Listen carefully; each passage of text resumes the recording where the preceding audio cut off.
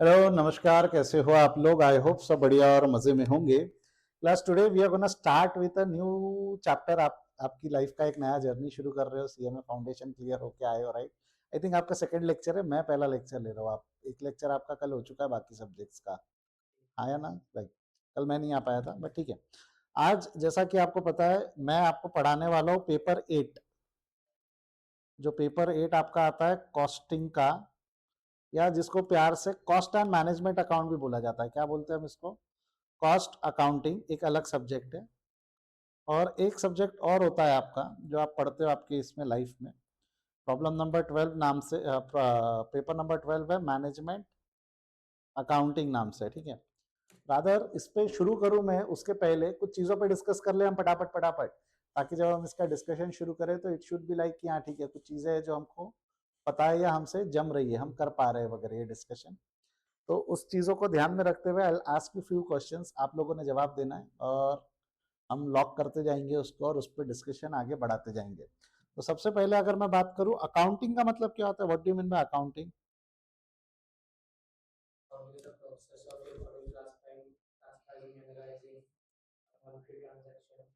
सात चीजें आती है जो मैंने आपको उस वक्त भी बताया था जब हम एक डिस्कशन करने बैठे थे।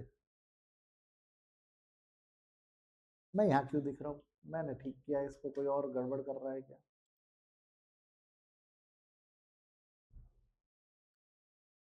हम्म।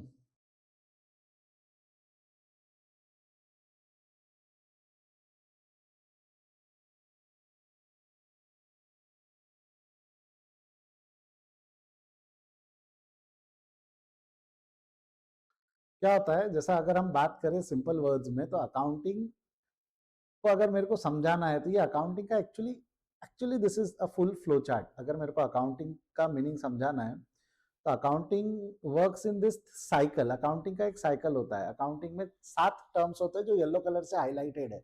मेरे साथ बोलो, पहला क्या है? ना रे बाबा, पहला क्या है? उधर देख एकदम कॉर्नर में, पहला क्या है? आइडेंटिफिकेशन। दूसरा क्या है? मेजरमेंट। तीसरा क्या है? रिकॉर्डिंग। चौथा क्या है? क्लासिफिकेशन। पांचवा समराइजिंग। सातवां analysing and interpretation. Many time analysing and interpretation में डिफरेंस होता नहीं, इसलिए साथ में लिखा है मैंने। Of information, of information for the communication to the users of financial statement. वापस बोलो, डेफिनेशन क्या है? Accounting is identification. ना रे, वो अकाउंटिंग इज एन आर्ट, वो सब नहीं। एक्चुअल डेफिनेशन जो वर्केबल डेफिनेशन है वो क्या है? Accounting is a identification, measurement, recording, classification, summarizing, analyzing and interpretation of information to the users of, and for the communication to the users of financial statement। ये पूरा definition वो है ना, कम्युनिकेशन एंड यूजर्स। क्या हो गया यहाँ पे? Communication and users. क्लियर है क्या यहाँ तक? हाँ या ना? पक्का? आगे बढ़ो यहाँ से। अब इस सब के ज्ञान में अगर मैं बोलूँ आपको, रिकॉर्डिंग का मीनिंग क्या होता है, तो ये बचपन में आपने पढ़ा था। रिकॉर्डिंग का मतलब क्या हो गया? Recording that is done in journal और सब्सिडरी बुक। डिपेंड करता है आप जर्नल बना रहे हो या सब्सिडरी बुक। तो या तो जर्नल या तो सब्सिडरी बुक में जो आप करते हो, जर्नल या सब्सिडरी बुक में जो आप करते हो, उसको क्या बोलेंगे हम? उसको क्या बोलेंगे? रिकॉर्डिंग। जर्नल में आपने लिखा, पहली बार लिखा, सब्सिडरी बुक में लिखा, तो वो रिकॉर्डिंग होगी। अच्छा, एक सवाल पूछ रहा हूँ, difference between journal and subsidiary book क्या है?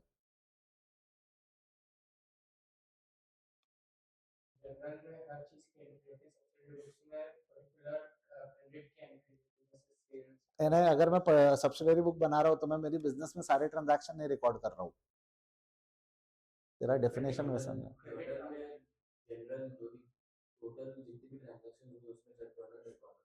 हाँ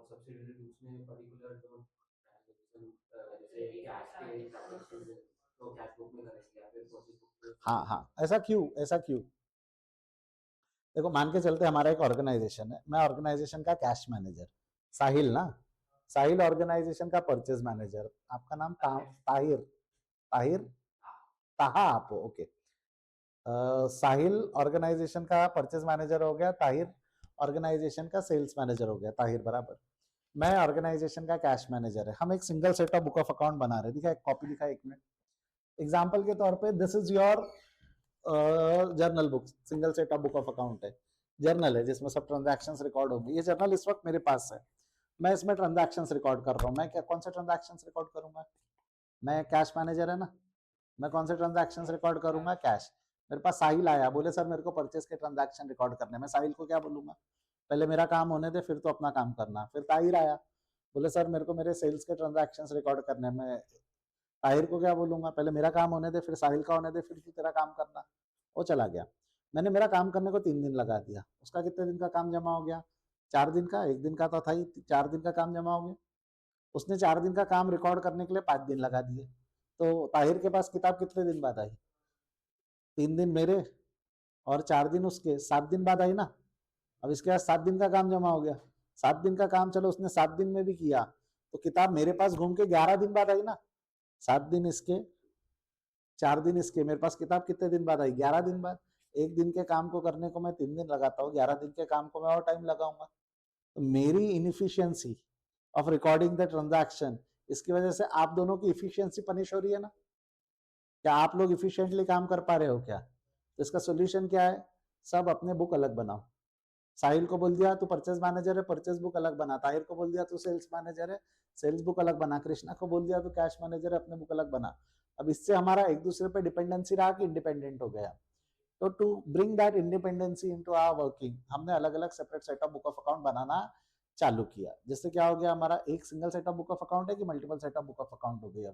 मल्टीपल सेट। तो to get that multiple set of book of account हम ये बनाते हैं, क्या बनाते हैं? Basically books of account, separate set of books of account बनाते हैं हम। समझ में आया तो एक बार हाँ बोलेंगे? Separate set of book of account बना दिया। तो इसका मतलब मैं ऐसा बोलूँ तो चलेगा क्या, रिकॉर्डिंग में एक ही ऑर्गेनाइजेशन सिंगल सेट और मल्टीपल सेट दोनों फॉलो करेंगी, कि या तो आप single set of accounting follow कर रहे हो या तो आप मल्टीपल सेट फॉलो कर रहे हो? दोनों सेम ऑर्गेनाइजेशन करेंगी कि आइदर और रहेगा? आइदर और रहेगा ना। इसलिए देखना, या तो जर्नल फॉलो करेगा कोई भी, या तो सब्सिडरी फॉलो करेगा। दिस इज प्राइमरी बुक, पहली पहली बार रिकॉर्ड होती है। इसमें cash book, purchase book, cell book, ये प्रोमिनेंट बुक्स है। बट अब इसमें कुछ ट्रांजैक्शंस ऐसे भी होती है, जैसा परचेज ऑफ गुड्स बोला तो परचेज बुक में चला भी जाएगा। बट अगर मैंने बोला सैलरी पेड, सैलरी पेड कौन सी बुक में जाएगा? कैश बुक में। बट सैलरी पेएबल की बात करूं तो पेड है कि पेएबल है? पेएबल है। अक्रूवल के हिसाब से रिकॉर्ड तो होगा। पेएबल कौन सी बुक में जाएगा? वो कैश बुक में जा नहीं सकता क्योंकि पे नहीं है, परचेज बुक में नहीं जा सकता, सेल बुक में नहीं जा सकता। तो जिसका कोई नहीं उसका ना रही सब्सिडरी बुक में, जिसका कोई नहीं उसका जर्नल प्रॉपर बोलते हैं उसको। क्या बोलते हैं हम? तो जर्नल जो रहता है वो सब्सिडरी बुक में भी बनता है, और journal book single set of book of account में भी बनता है। मैं इसको single set of book of account बोलूं चलेगा? ये जो जर्नल है, ये वाली जो मेथड है, इसको हम क्या बोलेंगे? Single set of book of account. और इसको क्या बोलेंगे हम? यहाँ single set of book of account बना रहे हैं कि multiple set of book of account बना रहे हैं? Multiple. Multiple set of book of account क्यों बनाया? ताकि डिपेंडेंसी खत्म हो। क्या खत्म हो बेटा?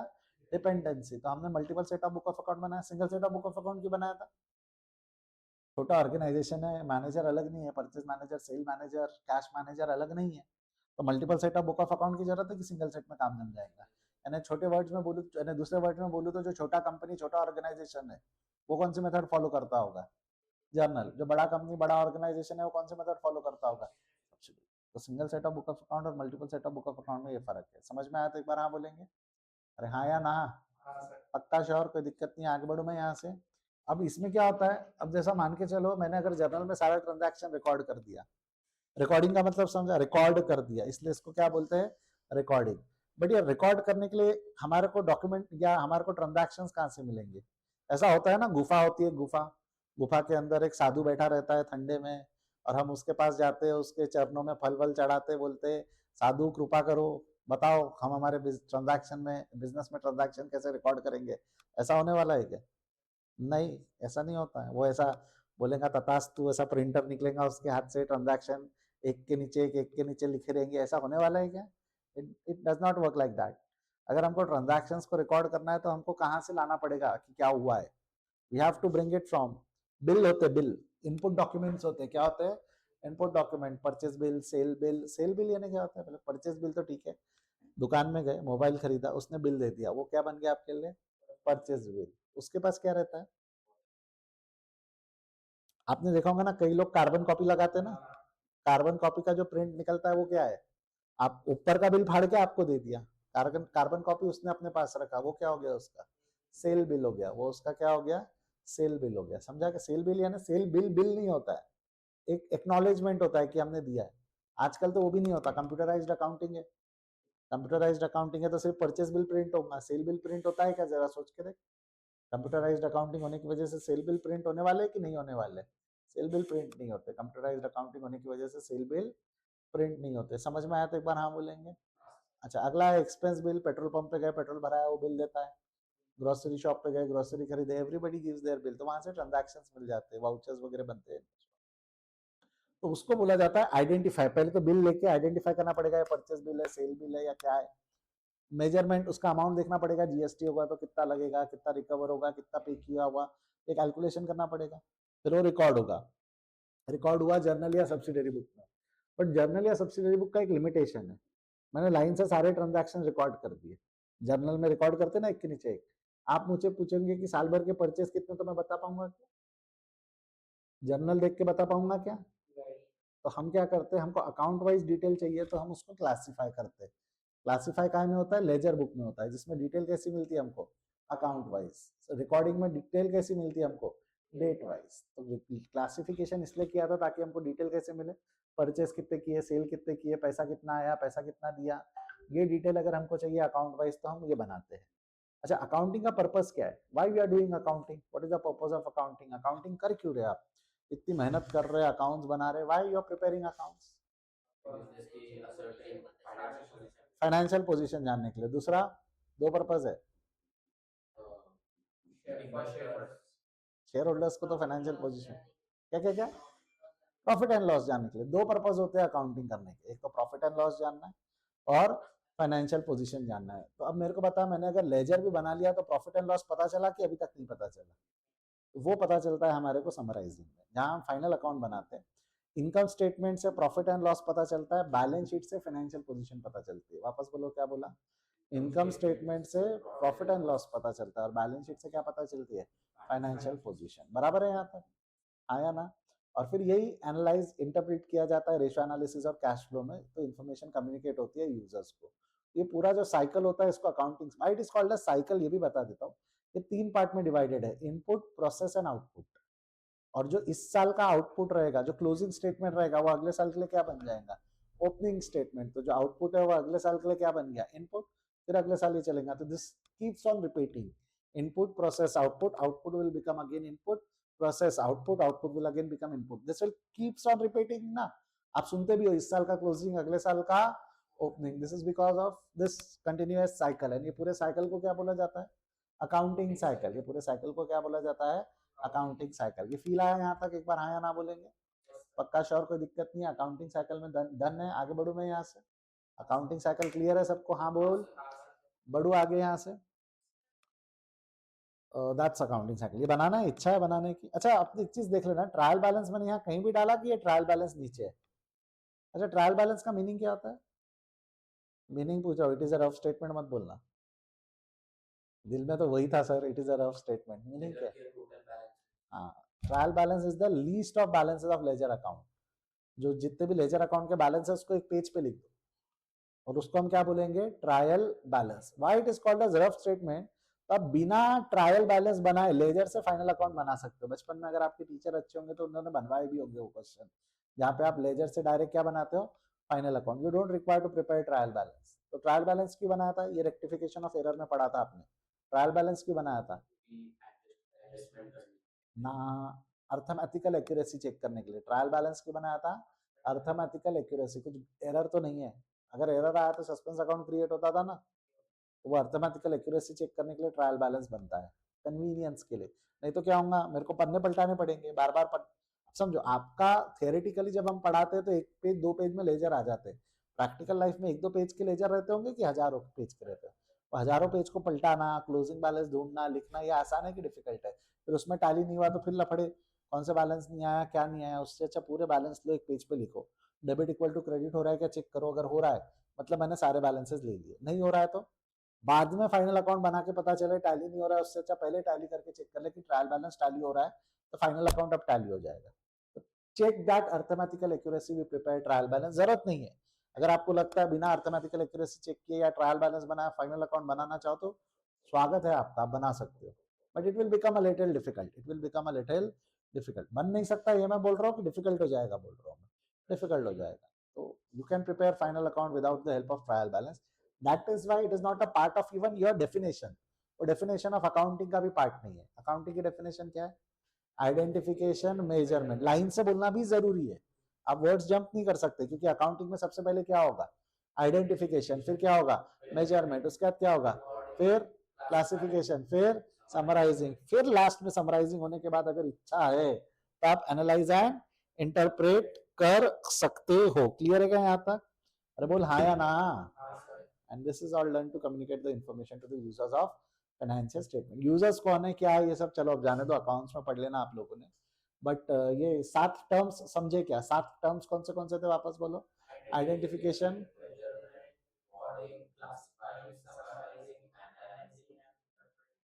क्लियर है? बना लेंगे एक चार्ट एक बार कॉपी के अंदर में. अच्छा, एक कॉपी कैसी लानी है मैंने बताया था कि आपको, आई थिंक सभी ने सही कॉपी लाए. फुल पेज का कॉपी लाओ. 200-300 पेज का कॉपी लगेगा आपको मोटा मोटी पूरा सिलेबस के अंदर में, एक या दो. अच्छा, एक चीज और, आगे बढ़ने से पहले मैं आपको प्रिंटेड नोट्स दूंगा. सुन ले बच्चा 2 मिनट. मैं आपको प्रिंटेड नोट्स दूंगा, बट नोट्स हो सकता है इनिशियली मैं चैप्टर वाइज दो, बुक कंपाइल करके दे सकता हूँ, मेरे पास नोट्स बने हुए. बट एक बार मैं देखना चाहता हूँ आपके सिलेबस में चीजें किस तरीके से वर्कआउट हो रही है, तो आपको मैं चैप्टर वाइज प्रिंटेड नोट्स देते चलूंगा. जो रिकॉर्डिंग देख रहा है, गेस जब आप रिकॉर्डिंग देख रहे हो तब तक बुक बन चुका रहेगा, आपको बुक का बंडल मिल जाएगा तब. और दूसरा, आप लोग जो आपका कॉपी मेंटेन करोगे, कॉपी को पेज नंबर देना है. आपने पेज नंबर देना है, मतलब कैसा है, एक कॉपी देना. जैसा ये जो पेज, ये यहाँ लिखा होता है ना आपका, इधर साइड में टॉप में दिख रहा है आपको डेट, और वहाँ पेज नंबर दे दो कॉपी को. ये हो गया पेज नंबर 1, फिर यहाँ आप दे दोगे 2, यहाँ दे दोगे 3, and it will go on. एक साथ बैठ के पूरे 100-200 पेज का नंबर नहीं देना है. आज बैठा क्लास में 10 पेज को नंबर दे दिए, बैठ गया. ये क्यों करवा रहा हूँ मैं आपको बताऊँ क्या? बीइंग प्रैक्टिकल सब्जेक्ट दिक्कत क्या होता है, मैं जो बुक नोट्स दूंगा उसमें सिर्फ क्वेश्चंस है, उसमें सॉल्यूशंस नहीं है. सॉल्यूशंस कहाँ होंगे? यहाँ होंगे. अब जैसा मान के चलो, ये एक क्वेश्चन मैंने आपको दिया है.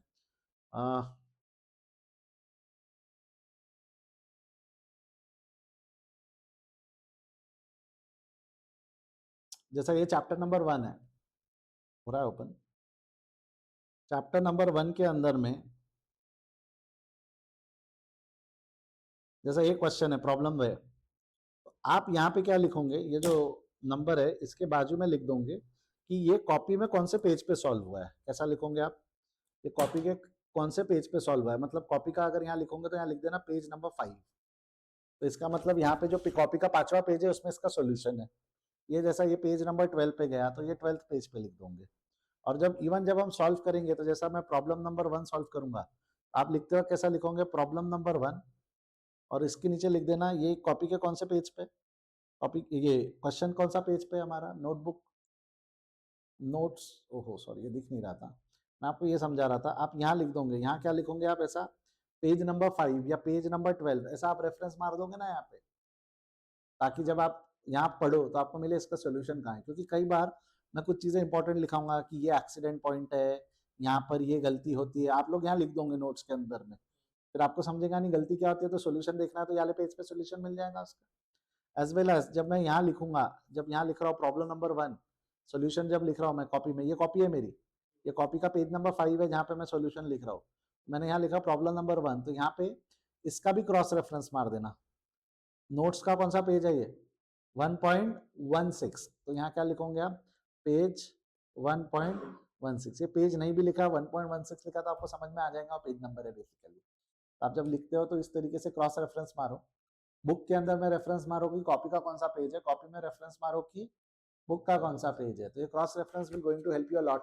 आगे चल के जब आप पढ़ोगे, बैठ के देखोगे, लिख दाख करोगे ना, तो बहुत मजा आएगा आपको उस वक्त. क्लियर है यहाँ तक? हाँ या ना? पक्का? श्योर? कोई दिक्कत?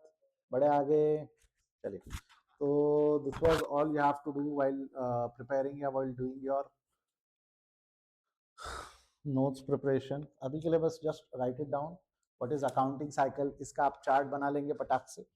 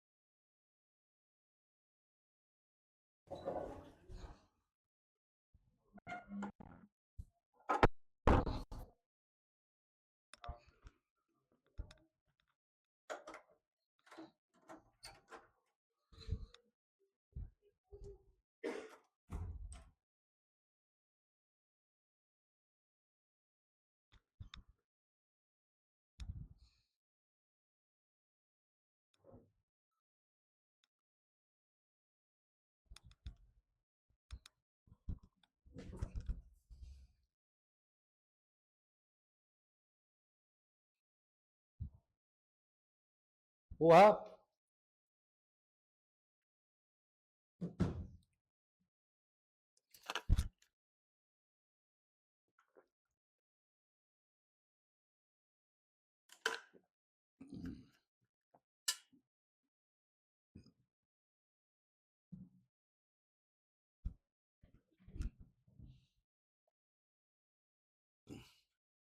बढ़ो आगे। अच्छा, व्हाट इज अकाउंटिंग देन? अगर मैं अकाउंटिंग बोलूँ तो ये पूरी डेफिनेशन है ना अकाउंटिंग की। बोलो अकाउंटिंग की डेफिनेशन क्या है? Identification, measurement, recording, classification. अब ये रटा नहीं है, समझा भी है। आइडेंटिफिकेशन का मीनिंग क्या है, मेजरमेंट का मीनिंग क्या है, recording, classification, summarising, every meaning we have gone through. बराबर है यहाँ तक? हाँ या ना? अब अगर मैं आपसे पूछूं, अगर मैं अब आपसे पूछूं कि ब्रांचेस ऑफ अकाउंट्स क्या है, तो वैसे तो दिख गया अब आपको। What are the branches of accounts? तीन होते हैं ब्रांचेस ऑफ अकाउंट्स। क्या होते हैं वापस बोलो? कॉस्ट अकाउंटिंग एंड, बहुत सुंदर बहुत सुंदर। क्या क्या तीन हो गए वापस बोलो? Financial accounting, cost accounting and management accounting. There are three branches of accounts, financial accounting, cost accounting and management accounting. तो ब्रांचेस ऑफ अकाउंट्स का मतलब क्या है? ब्रांचेस ऑफ अकाउंट्स का मतलब क्या है?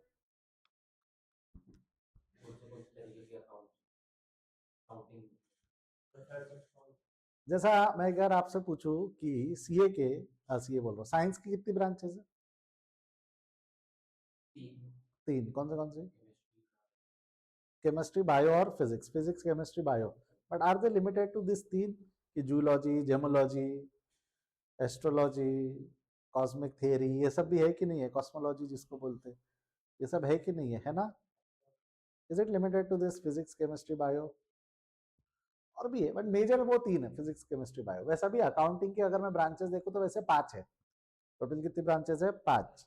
तीन तो लिखे आपके सामने, फाइनेंशियल अकाउंटिंग, कॉस्ट अकाउंटिंग और जैसा फिजिक्स, बायो, फिजिक्स, केमिस्ट्री, ये तीन ब्रांचेस हो गई। वैसा ही यहाँ पे फाइनेंशियल अकाउंटिंग, कॉस्ट अकाउंटिंग और मैनेजमेंट। और दो है जो अंडर डेवलपमेंट है, not exactly fully developed, social accounting और ह्यूमन रिसोर्स अकाउंटिंग। कौन सी दो बोला आपस बोलो? ह्यूमन रिसोर्स अकाउंटिंग मतलब, देखो अकाउंटिंग में हमको सबसे पहले क्या करना है? Identify and measure. तो मेजर करना है मतलब हम वही चीज रिकॉर्ड कर पाएंगे ना जिसको in terms of money measure कर सकते हैं। मैं बोल सकता हूँ क्या मेरे कोई एक आईटी कंपनी का सबसे प्रोमिनेंट एसेट क्या होता है? आईटी कंपनी के लिए सबसे बढ़िया एसेट क्या है? नो, नो, उनके एम्प्लॉइज। उनका सबसे बढ़िया एसेट जो होता है वो क्या होता है? उनके कंप्यूटर कितने भी ले सकते हैं आप, सर्वर कितने भी बना सकते हो, बट उस पर काम करने वाले लोग ही नहीं रहेंगे, वो काम हो पाएगा क्या? टीचिंग इंडस्ट्री की सबसे बढ़िया एसेट क्या है कोई भी इंस्टीट्यूट? बट मेरे को बताओ कि इनका वैल्यूएशन अगर मेरे को रिकॉर्ड करना है तो मेजर करना पड़ेगा। बुक्स में फर्नीचर कितने का है ये मैं बोल सकता हूँ। अगर मैं बोलूंगा कि मैं ह्यूमन रिसोर्सेज को in terms of money measure करूँ तो कैसे करूंगा? तू 20,000 रुपए का है, तू 30,000 रुपए का है, तो 40, बुरा लगेगा ना? देखो लग जाएगा, मैं 20 का क्यों, ये 30 और ये 40 की क्यों, भाई 2 करोड़ का लगेगा कि नहीं लगेगा? ह्यूमन रिसोर्सेज को in terms of money measure कर पाना पॉसिबल है क्या विदाउट हर्टिंग सेंटिमेंट्स? मैं सिंपल पूछ रहा हूँ, एक चार्टर्ड अकाउंटेंट की वैल्यू ज्यादा है कि एक मैकेनिक की वैल्यू ज्यादा है? Chartered accountant. बट अगर गाड़ी सुधारनी है तो डायनामिक भी हो गया, situation to situation value change हो सकती कि नहीं हो सकती? तो ये सब कुछ इश्यूज है ह्यूमन रिसोर्स अकाउंटिंग में जिसके सॉल्यूशंस मिल नहीं पा रहे। जब मिलेंगे, है ऐसा नहीं है, बहुत थेरीज है, ये बेस बनाकर मेजर कर सकते हैं, एवरीथिंग निकला हुआ है, वेल एक्सेप्ट हो जाएगा तब शायद आप पढ़ोगे, आप बोलोगे जब हम स्टूडेंट थे तब तो नहीं थी, अब आगे आपके बच्चे पढ़ रहे हैं। क्या पढ़ रहे हैं? Human resource accounting. Social accounting भी उसी तरीके से। ये इन्फ्लुएंसर्स जो होते हैं इनका भी वैल्यूएशन निकलता होगा ना? इन्फ्लुएंसर्स बोला तो क्या, मैंने अगर किसी को बोला ये प्रोडक्ट अच्छा है खरीदो, या ये प्रोडक्ट खराब है मत खरीदो, मेरी कितनी लोग सुनते? Does that have power? Does that have influence? क्या उसे in terms of money measure कर सकते हैं क्या? Measuring that influence in terms of money is social accounting. कैसे करोगे मेजर? मैंने बोला तो हर कोई सुन लेगा ऐसा जरूरी है क्या? मैं बोलूँ तो माना जा सकता है, बट कैसा मानेगा? 100 को बोलूंगा 40 लोग मानेंगे, या 100 को बोलूंगा 80 लोग मानेंगे? उससे मेरा वैल्यू निकलेगा कि नहीं निकलेगा? पहली बात तो मैं 100 लोग तक पहुंच भी पाऊंगा क्या? एक की ताकत है 100 लोग तक पहुंचने की, एक की ताकत है 1 लाख तक पहुंचने की है। बट एक की ताकत है 100 में से 80 मान जाते हैं, और 1 लाख पहुंचने पे भी 20 लोग नहीं मानते। फर्क है इन दोनों में। कैसे करोगे, कैसे मेजर करोगे? That is social accounting. वो कौन सी अकाउंटिंग है? तो उस पर काम चालू है, अभी बने नहीं है। अगर कोई पूछेगा what are the branches of accounts, तो वैसे तो 5 है, बट मेजरली इम्प्लीमेंटेड कितने हैं? 4, 3 सॉरी, कितने हैं? 3। और ये चैप्टर्स है आपके actually. Financial accounting Rishabh sir पढ़ाएंगे आपको, कॉस्ट अकाउंटिंग मैं पढ़ा रहा हूँ। अभी जो हम पढ़ रहे पेपर 8 में क्या पढ़ रहे हैं? Cost accounting. पेपर 12 में क्या पढ़ने वाले हैं हम? मैनेजमेंट ग्रुप 2 में। unless you don't know about financial accounting, it become difficult to learn cost accounting. If you don't know about cost accounting, it become difficult to learn management accounting. जो तू बोल रहे थे सर हम group 2 पहले देते, why not group 2 first? उसका कारण ही है, it has to go in sequence. वो नहीं समझा तो ये नहीं समझता है। हल्का हल्का ज्ञान चाहिए रहता है, otherwise it becomes difficult to understand that. समझा क्या ये? हाँ या ना बोल मेरे भाई। अच्छा, कोई दिक्कत नहीं, आगे बढ़ू यहाँ से मैं? कोई दिक्कत नहीं, आगे बढ़ू मैं। मेरे को एक चीज़ और बात करनी है, बट मैं आज छूटता हूँ, कल बात करूँगा। क्या होगा ना, आपके कुछ टॉपिक्स कॉमन है, कॉस्ट अकाउंटिंग और मैनेजमेंट अकाउंटिंग में कुछ टॉपिक्स कॉमन है। तो वो कॉमन टॉपिक्स के अंदर में मैं बताता हूँ, फिर मैं आपको बताता हूँ व्हाई दे आर कॉमन। पहले मीनिंग समझा दूँ क्या इनके? पहले वो बात कर ले हम। फाइनेंशियल अकाउंटिंग का मतलब क्या होता है? What do you mean by financial accounting? Profit and loss. Financial accounting क्यों कर रहे हैं? सही है तेरा, बोल क्यों कर रहे हैं? पहला पर्पस क्या है? हाँ, पहला पर्पस वैसे to ascertain the financial position, और दूसरा एक और पर्पस है, अभी मतलब बोला था आपने क्या? To know profit and loss. ये दो पर्पस जहाँ फुलफिल करना है, वो अकाउंटिंग कौन सी अकाउंटिंग बोली जाती है? हमारी फाइनेंशियल। आपने बचपन से अगर कॉमर्स पढ़ा है, 11th 12th, बचपन जब मैं बोल रहा हूँ 11वीं 12वीं की बात कर रहा हूँ, आपने अगर 11वीं 12वीं में कॉमर्स पढ़ा, इवन जो CMA फाउंडेशन आप क्लियर होके आए हो, आपने जो अकाउंटिंग पढ़ी है वो कौन सी अकाउंटिंग पढ़ी हुई है? आपको ये दोनों अकाउंटिंग का इंट्रोडक्शन ही पहली बार यहाँ आने वाला है। नहीं, आई गेस कॉस्ट अकाउंटिंग है आप लोगों को, फाउंडेशन के अंदर में कॉस्ट अकाउंटिंग भी है। तो यहाँ पे फाइनेंशियल अकाउंटिंग का पर्पस होता है to know profit and loss और टू असर्टन फाइनेंशियल पोजीशन। अब मैं आपसे अगर सवाल पूछूं कि भैया to know profit and loss हम क्या कंपेयर करेंगे? To know profit and loss we compare income and expense. Logic simple है, इनकम ज्यादा एक्सपेंस कम तो क्या आएगा? इनकम ज्यादा हो, इनकम ज्यादा एक्सपेंस कम तो क्या आएगा? प्रॉफिट। एक्सपेंस ज्यादा इनकम कम तो लॉस। फाइनेंशियल पोजीशन का मीनिंग क्या होता है? What do you mean by financial position?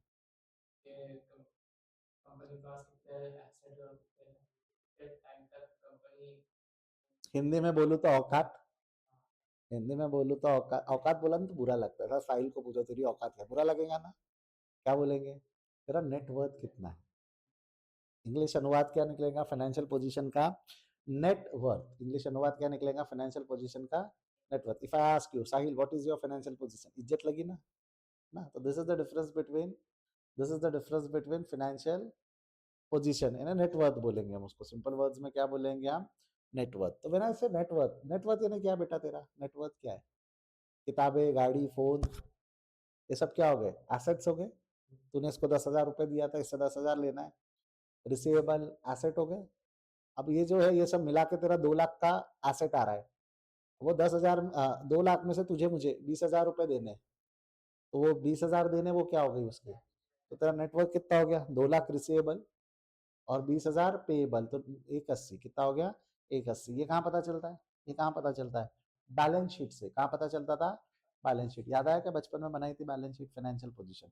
मतलब सर हम जो बचपन से major major part of accounting पढ़ रहे हैं, वो इस इंटेंशन से पढ़ रहे थे, जहाँ पे हम क्या पता कर सके? Profit and loss and financial position. क्या पता कर सके? Profit and loss and financial position. अब जो मैं बोल रहा हूँ ध्यान से सुनना। Then what is cost accounting? Cost accounting का मीनिंग क्या हो गया फिर? कॉस्ट अकाउंटिंग, हाँ, कॉस्ट अकाउंटिंग का मीनिंग क्या हो गया? Cost accounting is to ascertain the cost. Cost accounting में क्या करने वाले? Ascertainment of cost. काय की cost? It is to ascertain the cost of product और ऑपरेशन। प्रोडक्ट और ऑपरेशन मतलब जैसा मैं अगर फर्नीचर मर्चेंट है, मैं फर्नीचर बनाता हूँ, तो मेरे को एक चीज बताओ, ये फर्नीचर बनाने के लिए क्या कॉस्ट आई है हमारी? क्या क्या कॉस्ट आई है बोलिए फर्नीचर बनाने के लिए? प्लाई लगा, माइका लगा, आयरन बार लगा, हमने भावनाओं में बह के वेलवेट पेपर भी लगाया है उसके ऊपर में, वो लगा। हाँ, और क्या लगा? लेबर लगा। और मशीन लगी कि मशीन का डिप्रिसिएशन लगा? पूरी मशीन थोड़ी लगी। मेरे पास जो 100 मशीन थी, वो पूरी 100 मशीन ये फर्नीचर बनाने को काम आई कि वो साल में बाकी भी फर्नीचर बनाने के काम आई है? तो 100 मशीन लगी कि 100 मशीन का डिप्रिसिएशन लगा? डिप्रिसिएशन। और क्या लगा? ट्रांसपोर्ट लगा, हाँ, और क्या लगा? अच्छा जा रहे हो आप। जहाँ बना वहाँ का रेंट, वहाँ इलेक्ट्रिसिटी, ये सब जोड़ना पड़ेगा ना। तो ये सब जोड़ेंगे कैसे? कितना जोड़ू? जैसा जिस जगह पे बना वो जगह का रेंट है 60,000 रुपये, पूरा जोड़ दूँ 60,000 रुपये उसकी कॉस्ट में। अरे 60,000 रुपये देके मैंने अगर 600 फर्नीचर बनाया तो पूरा 60,000 एक फर्नीचर पे जाएगा कि 600 पे जाएगा? 60,000 डिवाइडेड बाई 600, एक फर्नीचर की कॉस्ट कितनी है वो ऐड कर। ये सब पूरा कैलकुलेट करना पड़ेगा कि नहीं करना पड़ेगा? How to do that, what to do that, इन कैसा करना, क्या करना। लफड़े की बात बताऊँ क्या मैं आपको? कितना खर्चा हुआ वो ईयर एंड पे पता चलेगा कि ईयर के बिगनिंग में पता चलेगा? कब पता चलेगा? ईयर एंड पे। अगर मेरे को कस्टमर को बताना है मेरा खर्चा कितना है, प्रॉफिट जोड़ के सेलिंग प्राइस कितना निकालूं, तो कॉस्ट मेरे को ईयर एंड पे पता होना कि ईयर के बिगनिंग में पता होना? तो बिगनिंग में तो पता ही नहीं होती हमको कितना खर्चा लगेगा, वो कब पता चलेगा? Year and. तो कुछ अंदाजे लगाने पड़ेंगे, कुछ तुक्के लगाने पड़ेंगे, कुछ एस्टिमेशन करना पड़ेगा। कब करना पड़ेगा? एंड ऑफ द ईयर की बिगनिंग ऑफ द ईयर। वो कैसे करेंगे, उसके फॉर्मूले क्या होते हैं, everything in detail is covered where in cost accounting. ये सारा चीजें कहाँ कवर होने वाला है आपका? Cost accounting. आई होप समझ में आया कॉस्ट अकाउंटिंग का मतलब क्या है। कॉस्ट अकाउंटिंग का पर्पस क्या है? बोलो, वापस बोलो, कॉस्ट अकाउंटिंग का पर्पस क्या है? है ना, to ascertain the cost of product and operation, to ascertain the cost of product and operation. समझ में आया तो एक बार हाँ बोलेंगे? पक्का श्योर? कोई दिक्कत नहीं, आगे बढ़ू यहाँ से? आया ना? नेक्स्ट एक पर्पस और है इसका।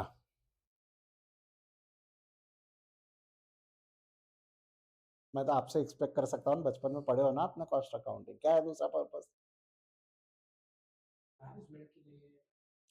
मैनेजमेंट के डिसीजन लेना है तो कौन सी अकाउंटिंग हो गई? मैनेजमेंट अकाउंटिंग का मीनिंग ही है वो, it helps to take the forecast and decision making. Decision making is not the definition of cost accounting ना, इल्ले, यही फर्क है। इसको फर्क कर पाना आए, यही तो टैलेंट है। आपकी आपकी इंस्टीट्यूट चाहती है, सीएमए इंस्टीट्यूट चाहती है आप अकाउंटिंग, कॉस्टिंग और मैनेजमेंट अकाउंटिंग में डिफरेंशिएट कर पाए। आप देखना दोनों चैप्टर्स बहुत कॉमन है, मैं अभी आपको इंडेक्स खोल के भी दिखाऊंगा। चैप्टर्स कॉमन क्यों है मैं वो भी समझाऊंगा आपको, बट पहले उसके पहले मेरे को कॉस्ट अकाउंटिंग का एक और पर्पस बताओ। मैं बताऊं। अगला पर्पस है to calculate budget and apply control. To calculate budget and apply control का मतलब क्या? मैंने अभी बोला था, मेरे को अगर मेरे पास कोई कस्टमर आया, उसने बोला कि मेरे को ये फर्नीचर बना कर दो, तो मेरे से बोलेगा ना कितना खर्चा आएगा, तो मेरे को जोड़ना पड़ेगा क्या क्या लगेगा। फर्नीचर बनाऊंगा तो प्लाई लगेगा, माइका लगेगा, खिल्ले लगेंगे, लेबर लगेगा, रेंट लगेगा, इलेक्ट्रिसिटी लगेगा। ये लग चुका है कि लग सकता है? लग सकता है। तो ये एक्चुअल बेसिस पे रहेगा कि एस्टिमेटेड बेसिस पे रहेगा? एस्टिमेटेड। तो आपको नहीं लगता कॉस्ट अकाउंटिंग को ये समझता है कि खर्चा लग गया तो उसके बाद कॉस्ट कैसे निकालेंगे? तो वो ये भी बता सकता है कि खर्चा कितना लगेगा। होने के बाद किया तो असर्टनमेंट, होने से पहले किया तो बजट, एस्टिमेट यानी बजट। होने के बाद कास्ट कितनी लगी बोला तो असर्टनमेंट। होने से पहले निकाला तो मतलब point number 1 is at the end of the year and point number 2 is at the beginning of the year. तो that is budget, that is budget. Major calculation same है, जब मैं पढ़ाऊंगा तब दिखा दूंगा आपको क्या क्या फर्क। ये पढ़ना है ना हमको, ये चीज तो पढ़ना है। नेक्स्ट वो जो लास्ट लाइन में लिखा हुआ है अप्लाई कंट्रोल का मतलब क्या है? अप्लाई कंट्रोल का मतलब क्या है? जैसे ये फर्नीचर की अगर मैं बात करूं, मैंने बजट बनाया कि ये फर्नीचर 5,000 रुपए में बनके तैयार होगा। कितने रुपए में बनके तैयार होगा? जब बनाने गया तो 6,000 रुपए लग गए। कम लगे कि ज्यादा लगे? तो 1,000 रुपए क्यों ज्यादा लगा इसका कारण ढूंढना पड़ेगा ना। 1,000 रुपए क्यों ज्यादा लगे इसका कारण ढूंढना पड़ेगा कि नहीं ढूंढना पड़ेगा? तो 1,000 रुपए क्यों ज्यादा लगे इसका कारण ढूंढने की प्रोसेस को बोला जाता है अप्लाई कंट्रोल। हो सकता है मटेरियल महंगा खरीदा, हो सकता है कि मैन्युफैक्चरर ने वेस्टेज ज्यादा किया, हो सकता है लेबर महंगी पड़ी है, हो सकता है लेबर इनफिशियंट है, कोई भी कारण हो सकता है ना। अरे हाँ या ना बोल मेरे भाई। तो वो कारण ढूंढने की प्रोसेस को बोला जाता है अप्लाई कंट्रोल। कारण ढूंढने की प्रोसेस को क्या बोला जाता है? Apply control. ठीक है, समझा यहाँ तक? एक सवाल पूछ रहा हूँ, सोच समझ के जवाब देना। मैंने बजट बनाया 5,000 रुपए में फर्नीचर बनेगा, बनाने गया 3,000 में बन गया। नहीं नहीं नहीं, मैं वो क्या किया होगा वो तो सिखाऊंगा मैं आपको। मेरे को 5,000 रुपए का फर्नीचर बनाना था, मैंने 3,000 में बना लिया, 2,000 रुपए बच गए मेरे।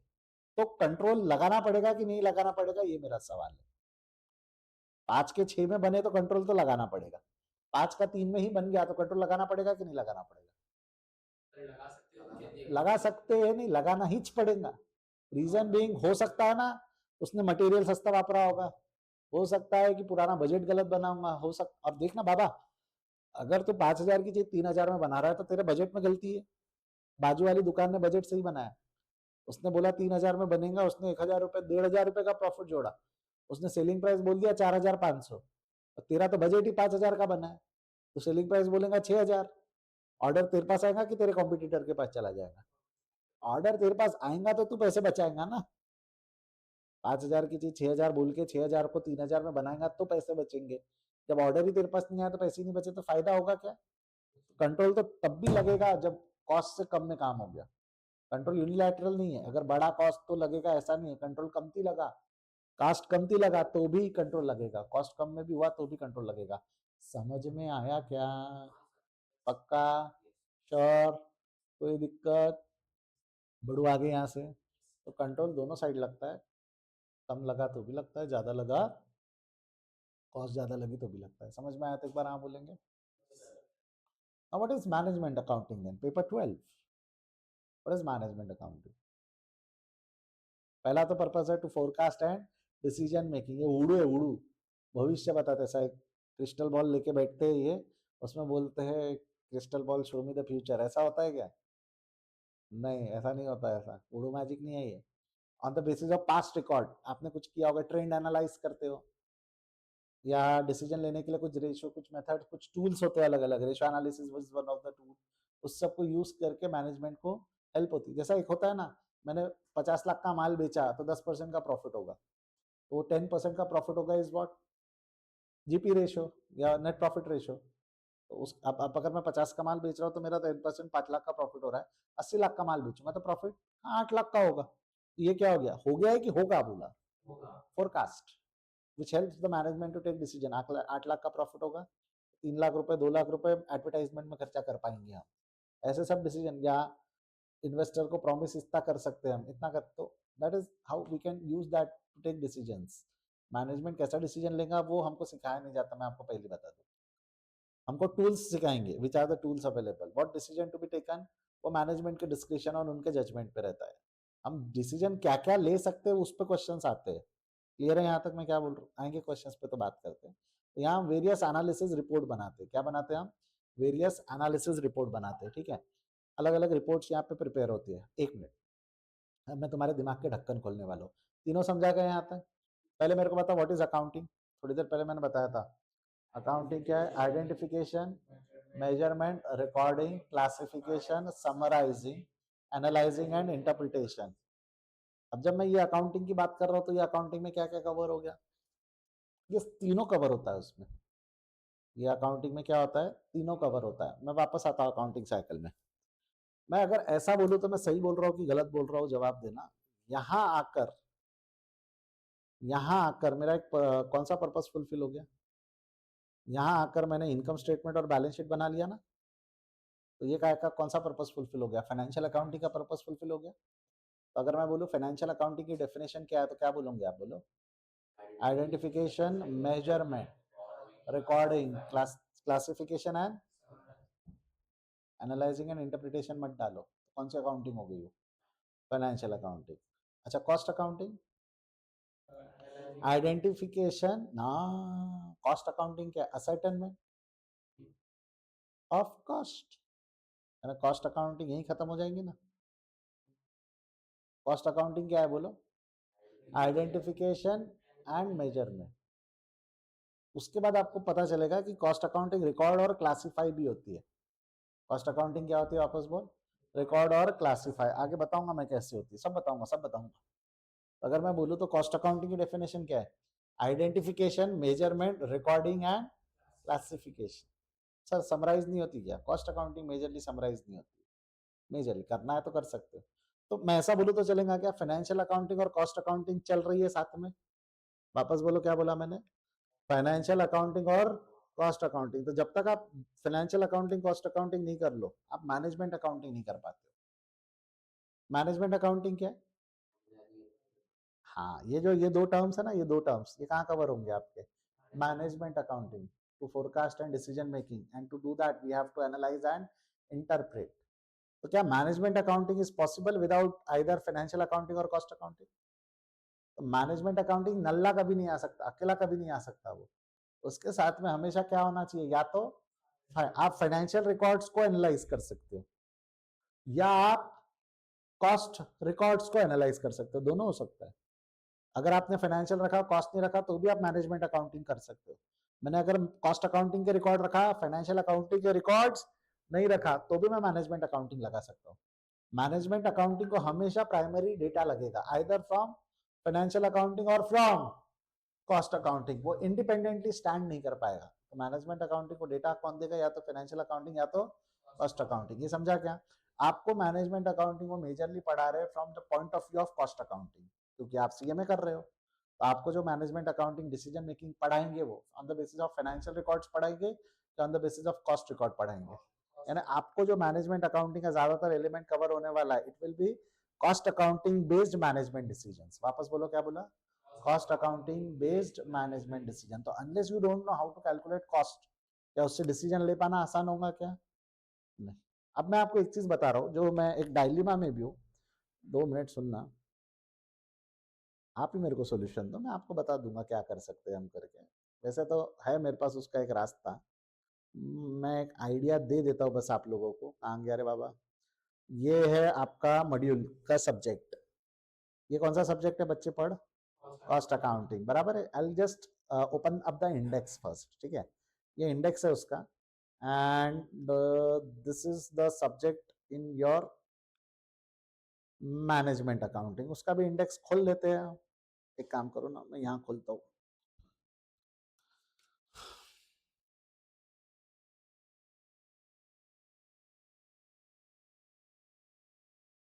स्पीड ठीक है, लैंग्वेज ठीक है, कोई प्रॉब्लम नहीं है, समझ में आ रहा है?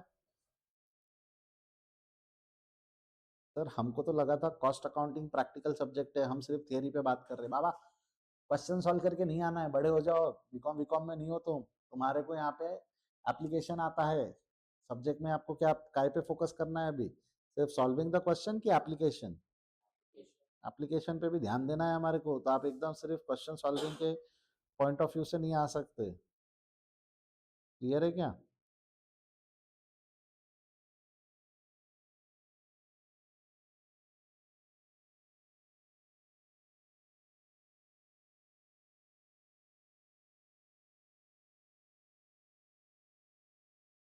देखो ये दिया हुआ भी है इन्होंने। आपको क्या समझना है, आपको क्या डेवलप करना है? लर्निंग ऑब्जेक्टिव क्या है आपका? लर्निंग ऑब्जेक्टिव में एप्लीकेशन स्किल आनी चाहिए ना आपको। एप्लीकेशन स्किल तब तक नहीं आते, सिर्फ क्वेश्चन सॉल्विंग से काम नहीं चलता हमारा। जाने दो, छोड़ो, उस पर मैं अभी समय नहीं बर्बाद करूंगा वो डिस्कशन पे। ये आपका पेपर 8 है, हाथों हाथ I will be opening your paper 12 as well. गलत खुल गया।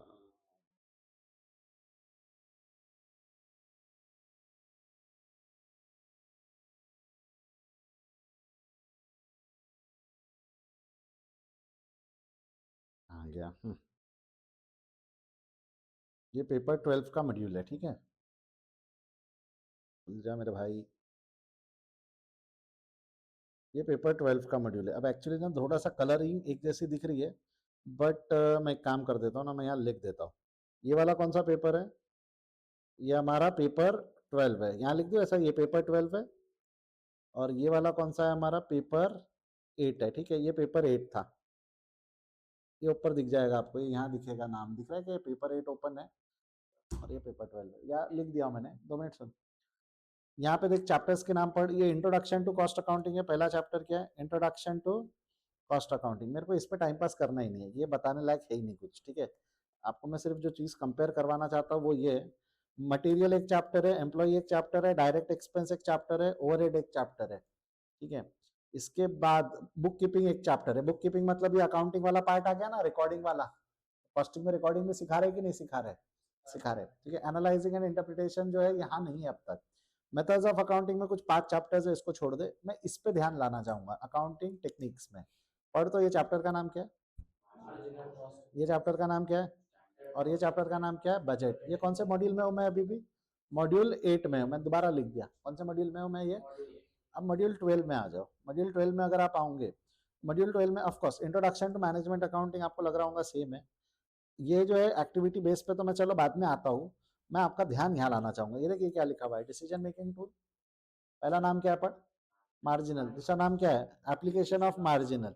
तीसरा नाम क्या है, ट्रांसफर प्राइसिंग। छोड़ दे, ये वाला नाम पढ़, क्या लिखा हुआ है, स्टैंडर्ड कॉस्टिंग। ये वाला नाम पढ़। तीन चैप्टर कौन से हैं, यही वाले तीन चैप्टर्स है क्या? कौन से तीन थे, मार्जिनल, मार्जिनल के दो चैप्टर्स है मैनेजमेंट अकाउंटिंग के। अरे हाँ या ना? तो क्या होता है, आपको पेपर 8 में बताते हैं कि मार्जिनल कॉस्टिंग कैलकुलेट कैसे करते हैं, और पेपर 12 में बताते हैं कि उससे डिसीजन कैसे लेते हैं। मेरे पॉइंट ऑफ व्यू से दिक्कत बढ़ गई ना, ओके बोल रहे तो। अरे मेरे पॉइंट ऑफ व्यू से दिक्कत क्या बढ़ गई, मैं आपको यही सेम चैप्टर 2 बार पढ़ाऊंगा। अब जून के अंदर में तुम्हारा पेपर है, पेपर 1, फिर दिसंबर तक एग्जाम्पल के साथ याद रहना भी चाहिए। नहीं समझे क्या बोल रहा हूँ? आखिरी में अगर टाइम, ये चैप्टर वैसे भी लास्ट में लूंगा, आखिरी में टाइम बचा तो मैं डिफरेंशिएट नहीं रखूंगा, मैं पढ़ा दूंगा पूरा चैप्टर, क्योंकि अल्टीमेटली ग्रुप 2 में तो आना ही है। देखेंगे कैसा जाता है हमारा शेड्यूल, उस पर डिपेंड करता है। क्लियर है यहाँ तक, समझ में आया क्या? Same will happen with this standard costing. Standard costing में यहाँ क्या है, स्टैंडर्ड कॉस्टिंग एनालाइजिंग। देखिए मटेरियल लेबर, यहाँ पे वेरिएबल और फिक्स्ड और सेल्स वैरिएंस अलग है, ठीक है। अगर आप यहाँ पे मॉड्यूल में देखोगे तो यहाँ क्या हुआ, यहाँ पर उन्होंने स्टैंडर्ड कॉस्टिंग में सिर्फ क्या लिया हुआ है, मटेरियल एंड लेबर है। तो चलो ये तो मैं वाइफरकेट कर भी दूंगा कि फिक्स्ड और वेरिएबल हम वहां पढ़ेंगे, यहाँ पे सिर्फ दो पढ़ेंगे, तो ये इजी है, यहाँ दिक्कत नहीं। मार्जिनल में एक दिक्कत आती है। और सेम बजट, बजट के सिर्फ एडवांटेज प्रिपरेशन ऑफ बजट बोल के खत्म कर दिया उसने, और यहाँ पे जब आप आओगे तो वहां पर फिर बजट पढ़ाया उसने, क्या है, formation of various types of. हम जब पढ़ेंगे तब देखेंगे कितना डिटेल में जाना है, क्वांटम क्या है आपके सिलेबस का, उस हिसाब से पढ़ेंगे। अब समझा मैं तेरे को क्यों वार्न कर रहा था कि ग्रुप, अब ज्यादा सीधा जाके ग्रुप 2 में कूदोगे आप, जब तक बनाते नहीं आएंगे एनालिसिस कैसे करोगे। अच्छा, और खत्म नहीं हुआ, एक हल्का सा एक चीज मैं आपका और एक जगह पे ध्यान लाना चाहूंगा। एक बार ये वाला चैप्टर पढ़, कौन सा चैप्टर बोल रहा हूँ मैं, देख मैं तेरे को एक चीज बताऊँ क्या, मैं बोला था ग्रुप 1 पढ़ लोगे ना तो ग्रुप 2 का मैनेजमेंट अकाउंटिंग में 40 दिन में कंप्लीट कर दूंगा। बहुत टाइम नहीं लगता मेरे को, हाथों हाथ टाइम दो, मैं लगे लगे बैच आपका एक साथ 1.5 महीने, मार्च में अगर हमारा ये खत्म होता है तो अप्रैल जून 15 तक मैं ये भी खत्म करके दे सकता हूँ आपको, उतना उसमें क्वांटम ज्यादा नहीं है। अब जैसा अगर आप एबीसी पढ़ोगे तो एक्टिविटी बेस्ड में ट्रेडिशनल कॉस्टिंग दिया हुआ है, ये भी बेस्ड है हमारा एक चैप्टर जो ओवरहेड नाम से चैप्टर था, कहाँ गया रे बाबा, ये देखिए ओवरहेड चैप्टर दिख रहा है, ओवरहेड चैप्टर। ओवरहेड चैप्टर का एक बार ना सब सब डिस्क्रिप्शन पढ़, क्या दिया हुआ है, absorption and treatment of over absorption and under point 2 बोल रहा हूँ मैं, क्या पढ़ बोल रहा हूँ, पॉइंट 2। एक्चुअली वो जो एब्जॉर्प्शन ट्रीटमेंट है ना, यही वाली कॉस्टिंग को ट्रेडिशनल कॉस्टिंग बोलते हैं, ये जो है ना ये मेथड, इसी को ट्रेडिशनल कॉस्टिंग बोलते हैं, इसी को क्या बोलते हैं, ट्रेडिशनल। मतलब जो ओवरहेड में मैं यहाँ ट्रेडिशनल कॉस्टिंग पढ़ाने वाला हूँ आपको, क्यों ट्रेडिशनल है, क्योंकि जब एबीसी डेवलप हो गया, जब एबीसी डेवलप हो गया तो ओरिजिनल कॉस्टिंग ट्रेडिशनल कॉस्टिंग बन गई ना। जब ओरिजिनल कॉस्टिंग पढ़ाई तो वो क्या नाम से पढ़ाई आपको, एब्जॉर्प्शन। यहाँ पे आके उसको उन लोगों ने क्या बोलना चालू कर दिया, ट्रेडिशनल। तो ट्रेडिशनल क्यों बुरी है और क्यों एक्टिविटी बेस्ड अच्छी है, वो ये सिखाएंगे यहाँ पे। ट्रेडिशनल की बुराइयां क्या है, बुराइयां करेंगे हम यहाँ बैठ के, तो जो तुमने सीखा था उसमें क्या क्या गलत होता था, सही था कि गलत था, अब देखो हम अपग्रेड कर रहे हैं उसको।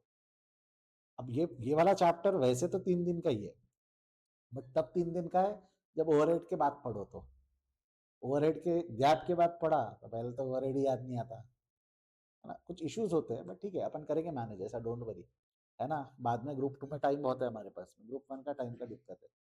क्लियर है क्या यहाँ तक, हाँ या ना? पक्का श्योर।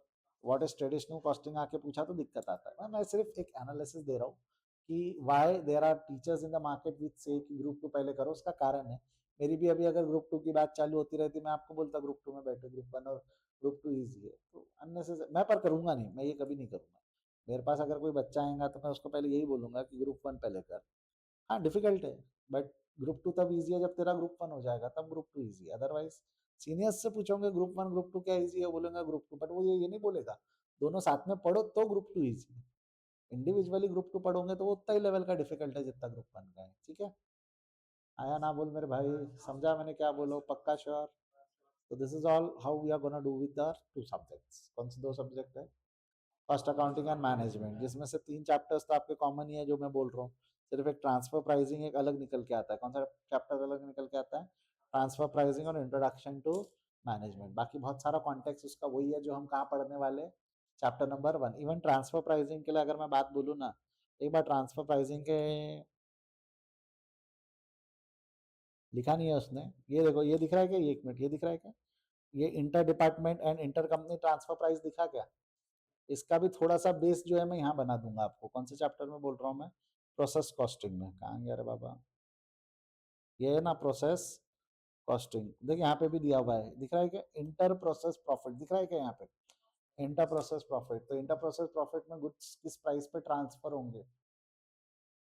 Transfer pricing. तो ये ट्रांसफर प्राइसिंग, बहुत सारा चीज़ें इसका यहाँ पर प्रोसेस कॉस्टिंग में हो जाता है। आपको लगेगा सर जो आप मैनेजमेंट में पढ़ा रहे हो सुना सुना तो लग रहा है हमको। हाँ, यहाँ पे सिखाऊंगा कि जो कर रहे हैं उसका रिकॉर्डिंग या अकाउंटिंग या कैलकुलेशन कैसा करते हैं, वहाँ सिखाऊंगा कि अब मेरे को उसका प्राइस कितना सेट करना है, किस प्राइस पे ट्रांसफर करूँ, मेरे को इतना प्रॉफिट चाहिए तो प्राइस क्या आएगा, ये सारे कैलकुलेशन में आते मैनेजमेंट अकाउंटिंग में। तो क्या आते हैं उसके लिए पता तो होना चाहिए क्या क्या जुड़ता है क्या क्या छूटता है करके। समझा क्या?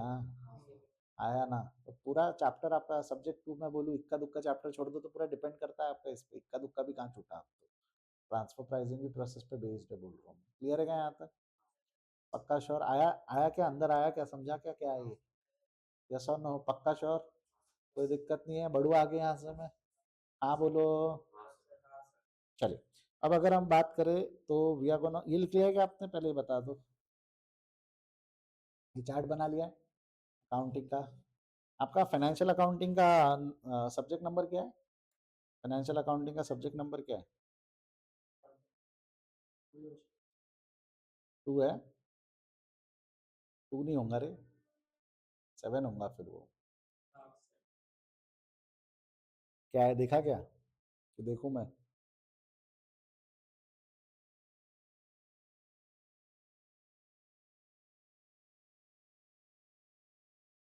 ये तो कहाँ पढ़ने वाले हो आप? पेपर 8 में। ये कहाँ पढ़ने वाले हो आप? पेपर 12 में। फाइनेंशियल अकाउंटिंग कहाँ पढ़ते हो जरा बताओ तो देख के। ऋषभ सर जो पढ़ा रहे हो सब्जेक्ट का पेपर नंबर क्या है? पेपर 5 में। तो पेपर 7 आपका टैक्स है कि लॉ है? और पेपर 9 लॉ है फिर आपका ना? अच्छा नहीं नहीं 9 नहीं, सॉरी 7 हो गया ना। 5 ये हो गया, 6 और 7, 6 क्या है? लॉ। और 7 टैक्स है, 8 कॉस्टिंग है।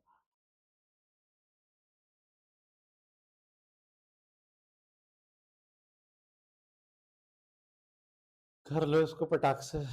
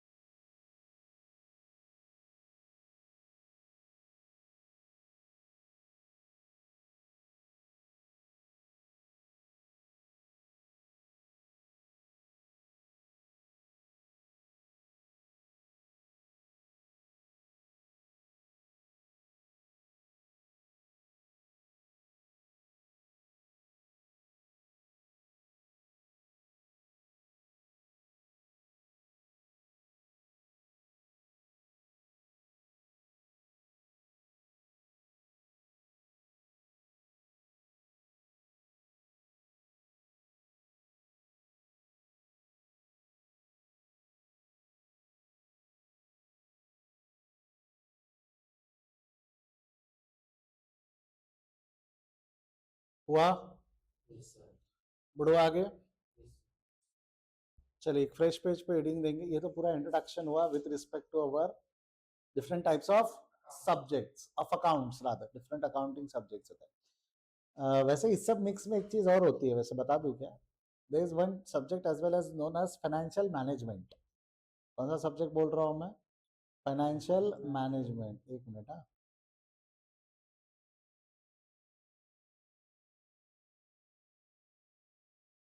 आई सी।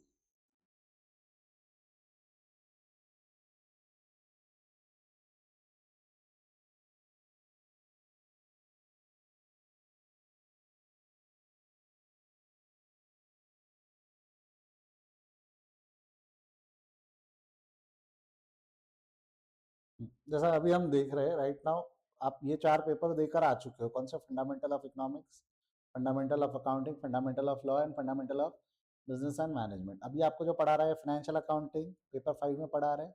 कॉस्ट अकाउंटिंग एंड यहाँ पर दिख रहा है आपको एक नाम लिखा हुआ है, financial management. I am thinking ये शायद ओल्ड सिलेबस है, ये ओल्ड सिलेबस है। ये study material of new syllabus कहाँ मिलेगा मेरे को? यही न्यू सिलेबस है आपका। 22 है ना आपका? This is wrong, this is wrong. ये रहा सिलेबस, ये 2022। ओके, फाउंडेशन ये रहा। ठीक है, इसमें ग्रुप 1 में अगर आप देखोगे तो क्या क्या हो गया आपके सब्जेक्ट ग्रुप 1 के अंदर में? एक हो गया आपका law, financial accounting, direct tax indirect tax, ये दो है ए और बी में। और ये कॉस्ट अकाउंटिंग है, बराबर है, जो अभी हम पढ़ रहे हैं। मैनेजमेंट अकाउंटिंग इन्होंने अलग कर दिया। आपको याद होगा ना, ओल्ड कोर्स में कॉस्ट एंड फाइनेंशियल मैनेजमेंट एक अलग पढ़ा रहे थे। Operational and strategic management, corporate accounting and audit हो गया ये देखो यहाँ एक सब्जेक्ट दिख रहा है, ये दिख रहा है कि क्या लिखा हुआ है ये पढ़, financial management and business data analysis. ये क्या हो गया सर फिर? फाइनेंशियल मैनेजमेंट मतलब, है ना?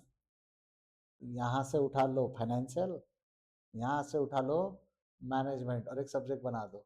अभी आपने बोला था सर मैनेजमेंट अकाउंटिंग को डिसीजन लेना है तो फाइनेंशियल रिकॉर्ड को बेस बनाना पड़ता है। तो जब ये इसके रिकॉर्ड पे जब वो डिसीजन लेगा तो वो तो फाइनेंशियल मैनेजमेंट होता है? नहीं, फाइनेंशियल मैनेजमेंट का अकाउंटिंग से कोई लेना देना नहीं है। फाइनेंशियल मैनेजमेंट का पर्पस होता है मैक्सिमाइजेशन ऑफ वेल्थ। क्या बोला आपस? बोलो, मैक्सिमाइजेशन ऑफ वेल्थ। तो मैक्सिमाइजेशन ऑफ वेल्थ को कैसे अचीव करेंगे वो अलग सब्जेक्ट है। ऑल टुगेदर फाइनेंशियल मैनेजमेंट का अकाउंटिंग से कोई लेना देना नहीं। क्लियर है यहाँ तक? अच्छा, आपके हिसाब से अकाउंटिंग मतलब कई बार होता है कि डेबिट और क्रेडिट करना है। अकाउंटिंग मतलब आपके दिमाग में बैठ चुका होता है कि डेबिट और क्रेडिट करना है। वो डेबिट और क्रेडिट सिर्फ यहीं तक सीमित है। कहाँ तक सीमित है? Financial accounting. कॉस्ट अकाउंटिंग और मैनेजमेंट अकाउंटिंग में डेबिट क्रेडिट नहीं होता है, कैलकुलेशन होता है।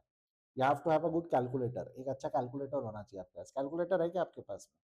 सभी के पास नहीं है तो मैं बता रहा हूँ, MJ12D केसीओ का कैलकुलेटर आता है। क्या बोला मैंने? वापस बोलो, MJ12D। कौन सा कैलकुलेटर? MJ12D। ये मॉडल चुपचाप जाना मार्केट में खरीद के लेके आ जाना। MJ12D खत्म। इसमें 12D प्लस नहीं, या सर JJ या BJ या CJ या KJ कुछ नहीं, चुपचाप क्या लेके आना? MJ12D। बढ़िया कैलकुलेटर है, कोई लफड़ा नहीं है।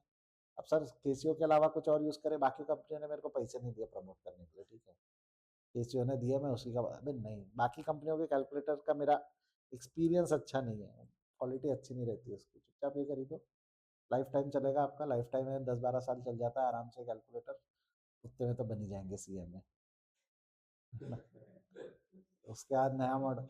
एक्चुअली मैं क्यों बोलता हूँ दूसरे कंपनी के नहीं खरीदो, केसीओ का हिस्ट्री रहा है कि वो बहुत ज़्यादा बटनों की पोजीशन नहीं चेंज करता। बाकी कंपनियों के ना एक तो कैलकुलेटर बंद हो जाते हैं, बटनों की पोजीशन बहुत बदलती है, डुप्लीकेशन बहुत होता है, डुप्लीकेट कैलकुलेटर का रिस्क रहता है। मैं आपको सिंपल बता रहा हूँ, कैलकुलेटर के अंदर में यहाँ प्लस का बटन रहता है, यहाँ इंटू का बटन रहता है, यहाँ डिवाइड का बटन रहता है, यहाँ माइनस का बटन रहता है और यहाँ इज इक्वल टू का बटन रहता है। कोई कैलकुलेटर अगर आपको मिल गया जहाँ पे प्लस का बटन तो यही रहेगा, उसने यहाँ माइनस डाल दिया और यहाँ इंटू और यहाँ डिवाइड डाल दिया और तेरा हाथ बैठा हुआ है ना, बहुत प्रॉब्लम जाती है। धीरे धीरे आपकी उंगली फिर, वो आपको दबाना है डिवाइड, दबेगा इंटू, आपको दबाना है माइनस, दबेगा डिवाइड, तो गलती होंगी ना। एक कोई ऐसा कैलकुलेटर लो, ऐसी कंपनी का कैलकुलेटर लिया करो जो बार बार पोजीशन चेंज नहीं करता है। तो केसीओ नहीं करता है पोजीशन। इवन फ्लेयर, ऑपरा, ये सब किसी और से वाइट लेबल करते हैं, खुद के कैलकुलेटर नहीं बनाते। केसीओ खुद का मैन्युफैक्चरिंग है, तो उसकी बटनों की पोजीशन, वो खुद का ही मदरबोर्ड बनाएगा तो बटनों की पोजीशन नहीं बदलेंगे ना। मैं किसी और कंपनी को दूंगा तो उसकी बटनों की पोजीशन बदल जाती है, सिर्फ ऊपर फ्लेयर लगा के बेच दूंगा, कोई सेंस नहीं है उस चीज़ का। समझ में आया क्या मैं why I am saying KCO is best? अब ये बोलने का भी मेरे को उनने पैसा नहीं दिया, ये मेरे एक्सपीरियंस से आया है, ठीक है। होपफुली किसी दिन केसीओ वाले ये वीडियो वीडियो देख के मेरे को स्पॉन्सर वॉन्सर कर दे तो बात अलग है, ठीक है। और मैं डाल दूंगा ऑफिशियली स्पॉन्सर्ड बाय केसीओ करके, वो बोलेंगे तू वैसे ही प्रमोट कर रहा है, हम काय को पैसा दे, है ना। चलिए जाने दीजिए, आगे बढ़ते हैं। समझ में आया क्या मैं आपको यहाँ तक? क्लियर है, कोई दिक्कत नहीं है। चलिए let's start with very first chapter, एक छोटा सा इंट्रोडक्शन लेंगे हम। है मेरे पास टाइम? समझ में आया ना अब तक? सहन हुआ ना? पक्का है हिम्मत और आगे करने की कंटिन्यू? है ना हिम्मत? देखो मेरे को कुछ नहीं है, पहला दिन है बोल के मैं रिलैक्स भी कर सकता हूँ, आपको वो इशू नहीं है, बट समझा के अभी तक आपको बड़े आगे एक छोटा सा टॉपिक पढ़ाता हूँ। 7 डेफिनेशन है मेरे को, 7 या 6 डेफिनेशन है, वो समझाना है और वी विल स्टॉप देयर, ठीक है? चलेगा? कंफर्टेबल? चले, let's start with very first definition. Let's start with very first definition. कि what do you mean by cost? Cost का मतलब क्या होता है? What is cost? खर्चा। Cost मतलब खर्चा। ओके, और ऐसे सिंपल सवाल पूछ रहा हूँ, what do you mean by expense?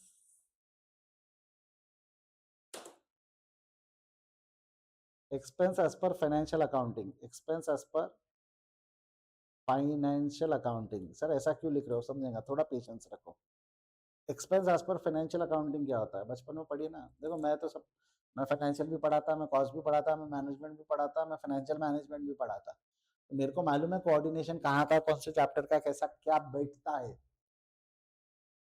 अगर मैं आपको पूछूं कि एक्सपेंस का मीनिंग क्या है, what do mean by expense, तो एक्सपेंस का मीनिंग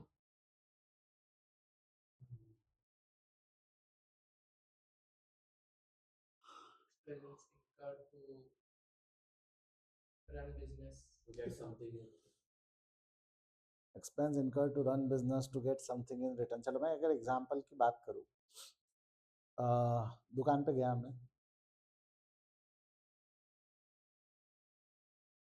तो उतना डिटेल में घुसूं क्या, मैं ये सोच रहा हूँ उतना उतना जाऊँ क्या डिटेल में। अगर मैं गया दुकान पे, एक स्टेशनरी की दुकान पे, और पेन खरीद के लेके आ गया, तो क्या खर्चा हो गया क्या मेरा? खर्चा हो गया। तो मालूम है 90% बच्चे गलती करते हैं, इसलिए मैं पूछ रहा हूँ, उतना डिटेल में घुसूंगा मैं, अकाउंट्स तो पढ़ा नहीं रहा मैं, इतना डिटेल में क्यों घुसूंगा? खर्चा होकर एसेट इंक्रीज हुआ। मटेरियलिटी को छोड़ दो, मटेरियलिटी को बाजू में रखते हुए बात करो, खर्चा हो गया क्या? हुँ? हो गया? यानी मैं कुछ खरीदता हूँ तब खर्चा होता है। मार्केट में गया, मैंने लैपटॉप खरीद के लेके आ गया, खर्चा हो गया कि एसेट क्रिएट हुआ? पेन खरीदा तब खर्चा हो गया, लैपटॉप खरीदा तब एसेट हुआ, क्या फ़र्क है दोनों में? हाँ? Level of use. लैपटॉप मेरा 3 साल चलेगा, वो जो पेन है वो भी मेरा 3 साल चलेगा। पेन कौन सा खत्म हो जाता है 1 साल में? घूम जाता है, खत्म नहीं होता है। मैं एज ए स्टूडेंट नहीं हूँ, मैं तो टीचर है, मेरे को कॉपी में लिखने की बहुत ज़्यादा ज़रूरत नहीं पड़ती है, मेरा पेन तो 3-3 साल चल जाता है। अब बोलो वो पेन क्या हुआ, खर्चा या एसेट? अब पेन से मैं ड्राइंग भी बना सकता, पेन से मैं नोट्स भी बना सकता, पेन से मैं टैटू भी बना सकता, पेन से मैं हाथ पे भी लिख सकता, पेन से मैं कागज पे भी लिख सकता, खड्डे पे भी लिख सकता, पेन फेंक के भी मार सकता मैं। एक्चुअली वैसा नहीं है, एक्चुअली वैसा नहीं है। एक्चुअल डेफिनेशन क्या आती है, एसेट और एक्सपेंस में फ़र्क होता है। एसेट की डेफिनेशन दिखाओ क्या, मैं एक्चुअली डेफिनेशन क्या है एसेट की? मैं एक सिंपल एग्जांपल लेता हूँ आपको, कहाँ गया ये रहा। मैं एक सिंपल एग्जांपल लेता हूँ, मेरे सवाल का जवाब देना, खर्चा कब होता है बताना। एक बार का बताता हूँ, अभी वीकेंड गया ना, गए वीकेंड में घर पे बैठा था, शांति से टीवी देख रहा था। टीवी देखते वक्त क्या हुआ ना, आपने एक चीज नोटिस की होंगी, घर पे तुम शांति से बैठे हो, टीवी देख रहे हो, खुद को समय दे रहे हो, तो गेस्ट सबसे ज्यादा तभी आते हैं। ऐसा ऑब्जर्व किया क्या आपने? शांति से अकेले बैठे, घर वाले नहीं है। अभी हुआ क्या था लास्ट वीकेंड, मेरी वाइफ अपने मायके गई थी, नागपुर का ही है उसका मायका, ओमकार नगर में। तो वो गई हुई थी, मैं घर पे बैठा था आराम से, वाला रिलैक्स करते, अभी सीएमए का बैच चालू हो रहा है, उसके पहले ही आखिरी संडे, अपन आराम करते रिलैक्स करते, बैठा था शांति से और टीवी देख रहा था। तो टीवी देखते देखते ना मेरे घर का डोरबेल बजा। मैं दरवाजे पे गया तो हमारा एक राशन वाला था घर जहाँ से हम राशन लेते। उसके हाथ में 2 थैले थे। मैंने थैले लिए, उठा एक कोने में रखा, दरवाजा बंद करने गया। राशन वाला वहीं खड़ा था। उसने बोला भैया पैसे। मैंने बोला काय के? वो बोला भैया वो राशन का जो सामान लाया उसके। तो मैंने उसको बोला लीस्ट किसने दी थी? भाभी ने। तो एक बार आन दे, सामान बराबर होगा तो पैसे दुकान पे पहुंच जाएंगे, या पेटीएम जैसा भी है वो हो जाएगा, बोला। वो चला गया। मैं टीवी देखने वापस बैठा। टीवी पे परिनिधि जी आती है, बोलती है टेढ़ा है पर मेरा है। मैंने देखा उस पर कुरकुरे का पैकेट रखा था, पैकेट लिया, उठाया, खा लिया। परिनिधि जी वापस आती है, बोलती है टेढ़ा है पर मेरा है। मैंने दूसरा पैकेट लिया, उठाया, खा लिया। 5 पैकेट में से मैंने कितने पैकेट खा लिए? मेरा खर्चा हुआ कि नहीं हुआ? मेरे को सवालों के जवाब देना। क्या मैंने वो राशन वाले को पैसे दिए? बट क्या मेरा खर्चा हो गया क्या? देना तो पड़ेगा ही। अच्छा, खर्चा कितने यूनिट का हुआ? 5 यूनिट का कि 2 यूनिट का? 5 यूनिट। खर्चा 5 का है कि 2 का है? 3 रिटर्न भी तो हो सकते हैं। 3 मैंने अभी तक कंज्यूम कहाँ किया है? 3 तो मैं वापस भी कर सकता हूँ। बट जो 2 मैंने खा लिए झक मार के, उसके तो अब पैसे ही देने पड़े। पैसे दिए नहीं, देने तो पड़ेंगे ना। तो खर्चा कभी भी खरीदते वक्त नहीं होता। खर्चा कब होता है? कंजम्पशन के वक्त। मैं आपको बताऊं क्या, आपके दिमाग में लैपटॉप एसेट क्यों आया और एक्सपेंस क्यों नहीं आया? क्योंकि आपके दिमाग में लैपटॉप तो लाइफ ज्यादा है, कंज्यूम होगा, टाइम लगेगा। खरीदते वक्त खर्चा नहीं हो, खरीदते वक्त क्या है? एसेट है। लैपटॉप खरीदते वक्त एसेट है। इवन वो जो पेन है, 5 रुपए वाला पेन भी खरीदते वक्त क्या है? एसेट है। खर्चा कब होगा? जब उससे लिखना चालू करोगे। एसेट का मतलब क्या है? पढ़ ऊपर, एसेट की डेफिनेशन क्या है? Is a thing. रिसीवेबल छोड़ दे, मैं रिसीवेबल वाले एंगल को टच नहीं करने वाला हूँ। Asset is a thing which is under the control of entity and future economic benefit can be derive. ये लैपटॉप थिंग है ना, ये मेरे कंट्रोल में है ना, मैं इसको जैसा चाहूँ वैसा यूज कर सकता हूँ, हाँ या ना? ये laptop is a thing which is under the control of entity, future economic benefit क्या है? इसकी मदद से मैं क्लासेस ले पा रहा हूँ, पढ़ा रहा हूँ, पैसा कमा रहा हूँ। ये furniture is a thing, it is under the control of Vihan education. Vihan education जब तक अलाउ नहीं करेगा फर्नीचर को, और कोई यूज कर पाएगा क्या? तो it is a thing which is under the control of entity and future economic benefit क्या है? आप बैठ रहे हो, ट्यूशन फीस मिल रहा है, ये फ्यूचर इकोनॉमिक बेनिफिट है ना। इस डेफिनेशन में पेन को डाल के देख। पेन खरीदा स्टेशनरी की दुकान से, तो pen is a thing which is under the control of entity, जिसने खरीदा उसके कंट्रोल में। फ्यूचर इकोनॉमिक बेनिफिट क्या है? इसको यूज करेगा, पढ़ेगा, लिखेगा, सीए में बनेगा, पैसा कमाएगा। इकोनॉमिक बेनिफिट का मतलब ये होता है कि बेच के कमा रहे कि इस्तेमाल से भी कमा रहे, तो भी वो एसेट, वो इकोनॉमिक बेनिफिट है। बेच के कमाना जरूरी है कि इस्तेमाल से भी कमाया जा सकता है? इस्तेमाल से भी कमाया जा सकता है। तो वो जो पेन है उसके इस्तेमाल से मैं कमा सकता हूँ कि नहीं कमा सकता? कैमरा, लाइट, एसी, ये सब क्या है? Thing which is under the control of entity, future economic benefit can be derive. Kurkure वाले एग्जाम्पल में 5 कुरकुरे में से मैंने 2 खा लिए और 3 बचे, तो आपको नहीं लगता वो बचे हुए thing under the control of entity मैं कभी भी खा सकता हूँ? फ्यूचर इकोनॉमिक बेनिफिट क्या है? उसको कंज्यूम करूंगा, डिमांड सेटिस्फाई होगा, that is my future economic benefit ना, सेटिस्फैक्शन ऑफ डिमांड। जिससे एनर्जी आएंगी, I can use it to gain money, earn money, हाँ या ना बोल? और जो खा लिया मैंने, जो 2 कुरकुरे, उसमें से मैंने क्या निकाल लिया? जो 2 कुरकुरे खा लिया मैंने, उसमें से क्या निकाल लिया मैंने? फ्यूचर इकोनॉमिक बेनिफिट निकाल लिया मैंने। क्या निकाल लिया? जिस एसेट से फ्यूचर इकोनॉमिक बेनिफिट खत्म हो जाता ना, जिस एसेट से क्या खत्म हो जाता? फ्यूचर इकोनॉमिक बेनिफिट, वो एसेट कंज्यूम हो जाता। और जब वो कंज्यूम होता है वो क्या कहलाया जाता है? एक्सपेंस। आपने कभी सोचा है क्या फर्नीचर पे, लैपटॉप पे, बिल्डिंग पे डिप्रिसिएशन क्यों चार्ज होता? खरीदा तब क्या था वो? एसेट। जैसा जैसा यूज किया, यूज किया मतलब क्या हो गया? कंज्यूम हो गया। कंज्यूम हो गया तो वो क्या हो गया? एक्सपेंस। इसलिए क्या चार्ज करते हैं हम उस पर? डिप्रिसिएशन। खर्चा खरीदते वक्त होता है कि खर्चा कंजम्पशन के वक्त होता है? खरीदते वक्त क्या रहता है? इवन जो आपने कॉपी खरीदी ना, वो कॉपी भी खरीदते वक्त क्या है? Because it is a thing which is under your control, future economic benefit आएगा। अब 100 रुपए की कॉपी, मान लेते एग्जाम्पल के तौर पे 100 रुपए की कॉपी है, 100 पन्ने हैं। पहले पन्ने पे लिखा आपने, कितने रुपए का खर्चा हो गया? 1। और 99 अभी भी क्या है? एसेट है। 4 पन्ने और लिख डाले, कितने का खर्चा हो गया? 5। 95 अभी भी क्या है? इसका हिसाब रखना आसान है क्या? पन्ने पन्ने का हिसाब रखना आसान नहीं है। पेन खरीदा तब क्या है, अभी पेन अगर 1000 मीटर लिखता है, आज आपने 100 मीटर लिखा है, 10 रुपए का पेन है। 1000 मीटर लिखता है, 100 मीटर लिख डाला आपने, तो कितने रुपए का खर्चा हो गया, 10 में से 1 रुपए, 9 रुपए अभी भी क्या है, एसेट। का मोजोगे क्या बैठ के कितना लिखा करके इसने, is it possible to do it easily. तो फिर वहां मटेरियलिटी पिक्चर में आती है। क्या पिक्चर में आती है, मटेरियलिटी। मटेरियलिटी क्या है, only relevant information should be disclose, only information because of which the decision of the reader might change. तो ये 9 रुपए का हिसाब, 100 रुपए का हिसाब, ये बहुत बड़ा हिसाब है कि छोटा मोटा हिसाब है, टेक्निकली वो है एसेट, बट अभी उसको खर्चा मान ले। Taking what principle as the base, materiality. इसलिए आपके दिमाग में क्या है, छोटे मोटे खर्चे एसेट, छोटे मोटे खर्चे एक्सपेंस है, और बड़ा खर्चा क्या है, एसेट है। जबकि ये ऐसा है कि every purchase is your asset. क्या बोला आपस बोल, every purchase your asset unless those purchase are converted into consumption. Consumption हो गया तब वो क्या बनता है, खर्चा। हाँ, but many a time the purchases read with materiality, वापस बोल, the purchases read with materiality become expenses. File खरीदा, 2 रुपए 10 रुपए की फाइल है, it is a thing which is under the control of entity, future economic benefit can be derived. File, अब तो file तो तुम्हारे साल की डेफिनेशन में भी बैठता, 5 साल तक फाइल खराब नहीं होने वाली, तो क्या बोलोगे उसको, एसेट बोलोगे। बट मटेरियलिटी के साथ पड़ा तो क्या हो गया, वो एक्सपेंस हो गया। मटेरियलिटी वो है एसेट, फाइल है एसेट, मैं मना नहीं कर रहा हूँ, फाइल है एसेट, बट मटेरियलिटी के साथ किया तो क्या हो गया। अरे मैंने कुरकुरे का जो पैकेट खरीदा है, कुरकुरे का पैकेट है एसेट, अरे पर 2 दिन में 3 दिन में खा जाऊंगा मैं उसको, तो खाने ही वाला हूं तो खर्चा मानना खत्म करना।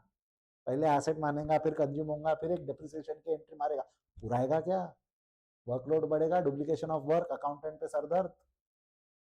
कई बार क्या होता है ना, हम कुछ खर्चे ऐसे होते हैं कि अभी खर्चा मान ले, बच गया तो रिवर्स कर लेंगे।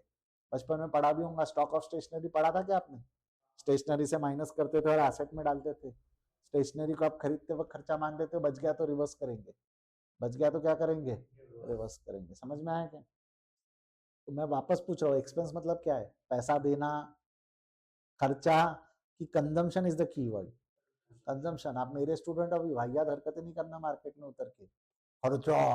एक्सपेंस मतलब खर्चा नहीं बोलना, क्या बोलना, कंजम्पशन ऑफ गुड्स और सर्विस। गुड्स का तो कंजम्पशन होता है, सर्विसेज, आई होप समझ में आया होगा, इतना तो आप मेच्योर हो। बढ़ो आगे यहाँ से। अभी ये सब मैंने क्यों समझाया, सवाल ये है, सर आपको नहीं लगता आप कॉस्टिंग में अकाउंट्स पढ़ा रहे हैं, मैं क्या करूँ, बेस वही है, निकला वहीं से आखिरी में, ये मेरे को थोड़ा बहुत वो पढ़ाना पड़ता है। तो अगर मैं बात करूँ तो एक्सपेंसेस का मीनिंग अभी समझाया मैंने। एक्सपेंस का मीनिंग क्या बोला मैंने, गुड्स और सर्विसेज विच आर कंज्यूम। अब होता क्या है ना, बस इतना है, ये कंजम्पशन वर्ड मेरा है, आपको यही बुक्स में डेफिनेशन मिलेगा, any goods and services which are incurred. क्या वर्ड मिलेगा, इनकर्ड। इनकर्ड का लिटरल मीनिंग ही कंजम्पशन है। इनकर्ड का मीनिंग क्या होता है, कंजम्पशन। तो कंजम्पशन मतलब इनकर्ड, कंजम्पशन मतलब इनकर्ड। मैं आपको बताऊं क्या, कॉस्ट अकाउंटिंग के अंदर में कॉस्ट की डेफिनेशन क्या है मालूम है क्या, कॉस्ट अकाउंटिंग में कॉस्ट की डेफिनेशन है, कॉस्ट अकाउंटिंग में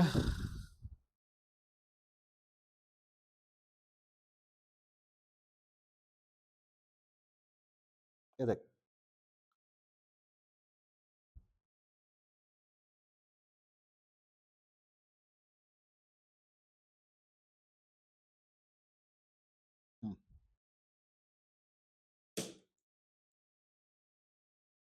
expenses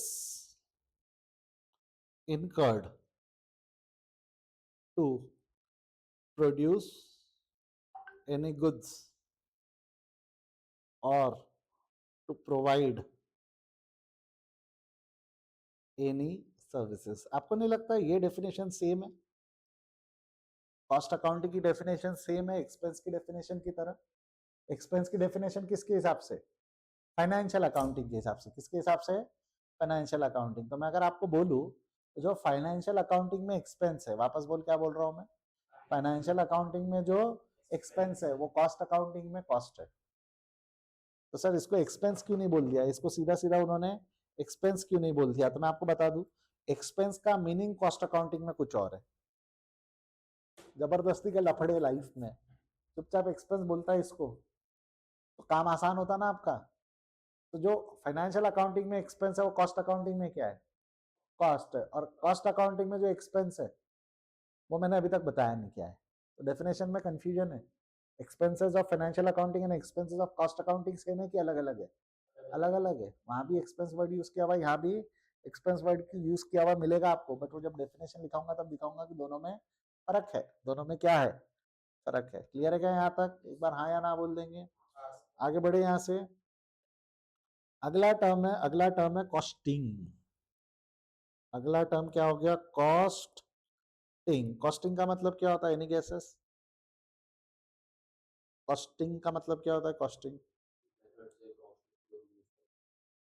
यूज करके, हाँ, कॉस्टिंग का मतलब होता है असर्टनमेंट ऑफ कॉस्ट। क्या बोला? वापस बोलो। कॉस्टिंग का मतलब क्या हो गया? वापस बोल रहे मेरे भाई।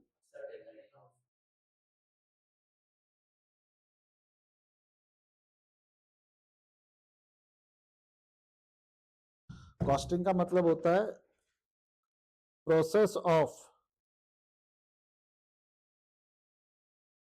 असर्टनमेंट ऑफ कॉस्ट। वापस बोल, कॉस्टिंग का मतलब क्या हो गया? The process of ascertainment of cost. Cost निकालने की प्रोसेस को हम बोलते हैं costing. Third, cost accounting. Third क्या हो गया हमारा? Cost accounting. तो सर कॉस्टिंग अलग है और कॉस्ट अकाउंटिंग अलग है? हाँ, कॉस्ट अकाउंटिंग का एक मीनिंग तो मैंने आपको बताया। कॉस्ट अकाउंटिंग का एक मीनिंग क्या बढ़ाया हमने? ascertainment of cost of production and operation and to apply to prepare budget and apply control। इसके अलावा भी अगर मैं कंपैरेटिव डेफिनेशन पढ़ूं कॉस्टिंग और कॉस्ट अकाउंटिंग, तो कॉस्ट अकाउंटिंग का हल्का सा मीनिंग ऐसा चला जाता है, process of recording the cost. क्या बोला? वापस बोल। Process of recording of cost. यानी अगर असर्टनमेंट है तो कॉस्टिंग, रिकॉर्ड कर लेंगे तो कॉस्ट अकाउंटिंग। मैं आपको बताऊं क्या, आप बाहर निकलो रास्ते पे, चौक पे पान वाला है, वो पान वाला कितना खर्चा लग रहा है उसको कैलकुलेट करता होगा कि नहीं होगा? उसको दिन में कितना खर्चा लगता है, लगने वाला है, कैलकुलेट करता होगा कि नहीं करता होगा? तो क्या कर रहा है? कॉस्ट अकाउंटिंग कर रहा है कि कॉस्टिंग कर रहा है? कॉस्टिंग कर रहा है। वो सिर्फ निकाल रहा है। और कितना खर्चा हुआ उसको अगर मैं डेबिट क्रेडिट से लिख दूं तो उसको क्या बोलेंगे हम? Cost accounting. मतलब मैं ऐसा बोलूं तो चलेगा क्या? जो छोटे ऑर्गेनाइजेशन है वो कॉस्टिंग तो करते हैं बट शायद इसको प्रॉपरली रिकॉर्ड नहीं करते, बट बड़े ऑर्गेनाइजेशंस जो होते हैं वो दोनों करते हैं। अच्छा, मैं कॉस्ट अकाउंटिंग तब तक कर पाऊंगा कि जब तक कॉस्टिंग ना करूं? जब तक असर्टेनमेंट नहीं करूंगा तब तक मैं रिकॉर्ड कर पाऊंगा क्या? बड़ा कौन है इसमें से, अकाउंटिंग या कॉस्टिंग? अकाउंटिंग। अकाउंटिंग बड़ा है, ब्रॉडर क्या है? Accounting. Accounting will include costing. Majorly बोलते हैं छोटे ऑर्गेनाइजेशन कॉस्टिंग। देखो मैं आपको बोल रहा हूँ हमारा सब्जेक्ट में हम सिर्फ असर्टन करने वाले कि रिकॉर्ड भी करने वाले। एक बुक कीपिंग नाम से चैप्टर था हमारा, क्या नाम से चैप्टर, इंडेक्स पढ़ाता था, बुक कीपिंग दिखा दिया था ना। सिर्फ वो एक चैप्टर की वजह से ये चैप्टर का बन गया, कॉस्टिंग बन गया हमारा सब्जेक्ट की कॉस्ट अकाउंटिंग बन गया? कॉस्ट अकाउंटिंग, ये फर्क है कॉस्टिंग और कॉस्ट अकाउंटिंग। तो अगली बार इस चैप्टर, इस सब्जेक्ट को कॉस्टिंग बोलोगे कि कॉस्ट अकाउंटिंग बोलोगे? मैं आपको बता रहा हूँ ना, मैं 12 में से 11 चैप्टर्स आपको असर्टेनमेंट पे ही पढ़ाऊंगा। 12 में से कितने चैप्टर्स बोल रहा हूँ मैं?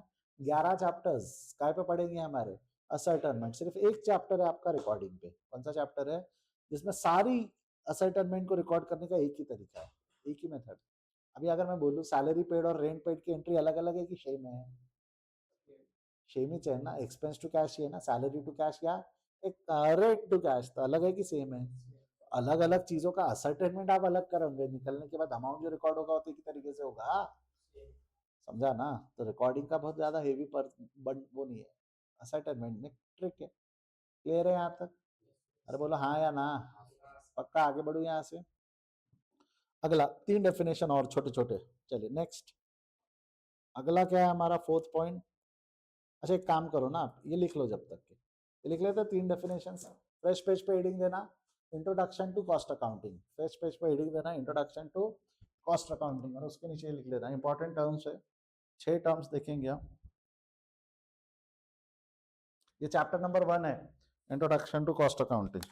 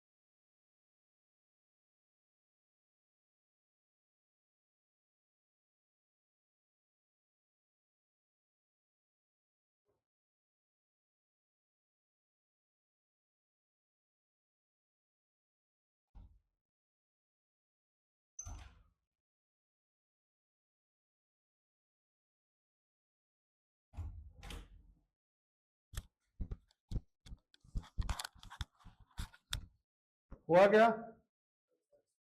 बढ़ो आगे। Now fourth term is cost object. Fourth term क्या है हमारा? Cost object. मैं बताता हूँ आपको कॉस्ट ऑब्जेक्ट का मीनिंग क्या होता है। ये टर्म्स मैं इंटरचेंजेबली यूज करते रहूंगा तो पता होना चाहिए, बस इसलिए हम डिस्कस कर रहे हैं। ये कार है हमारी, दिख रही है क्या? एक ऐसी कार,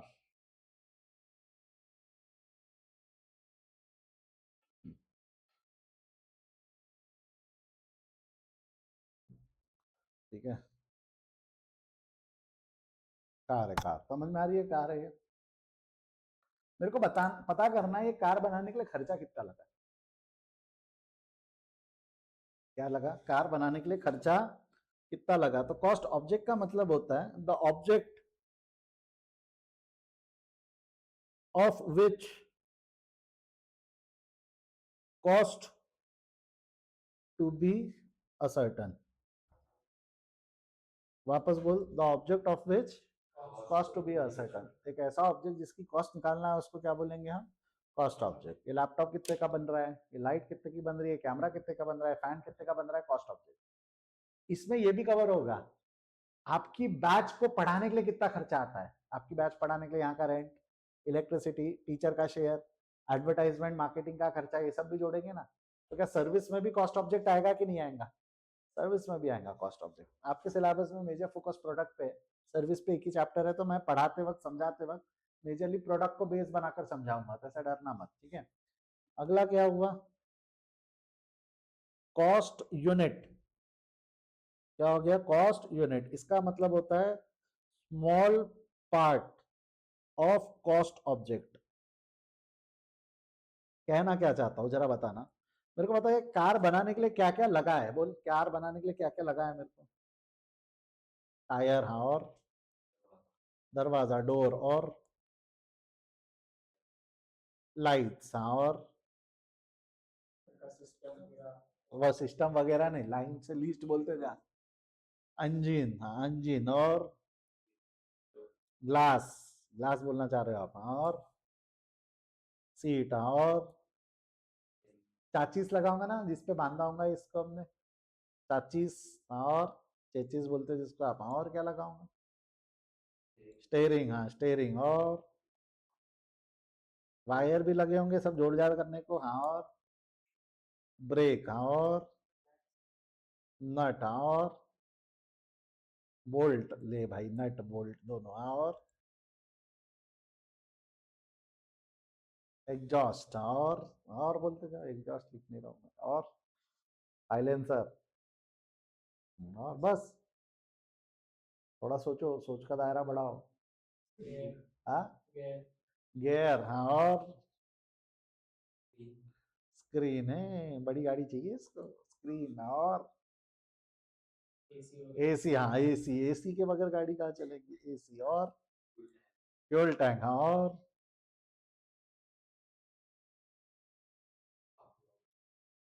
मजा नहीं आया मेरे को आपके इससे आंसर से। थोड़ा सोच का दायरा बढ़ाओ, जब बोल रहा हो तो भी तुम बढ़ा नहीं रहे हो सोच का दायरा। जैक लगे, हाँ थोड़ा जा रहा है जैक, पूरा का पूरा जैक एक गाड़ी में यूज हुआ होगा कि उसका डिप्रिसिएशन है ना, मशीन डिप्रिसिएशन, और अब तो लोग जहां बनी वहां का रेंट, इलेक्ट्रिसिटी, अब बड़ा सोच का दायरा, और लेबर, और जा रहा है ना, अभी जा रहा है ना। ये सब लगा कि नहीं लगा? ऑयल लगा, ये फलाना फलाना, ये सारा खर्चा लगा कि नहीं लगा? ये सब क्या हो गए? कॉस्ट यूनिट हो गए। ये सब क्या हो गए? Cost unit. समझ में आया क्या? अच्छा, अगला जो डेफिनेशन है सिक्स, वो क्या है? Cost drivers. क्या हो गया? Cost drivers. तो कॉस्ट ड्राइवर्स का मीनिंग क्या होता है? Quantity of cost unit used to make cost object. Tyre कितने लगे होंगे? चार नहीं हो, पांच लगते। एक स्टेपनी रहती ना, हाँ।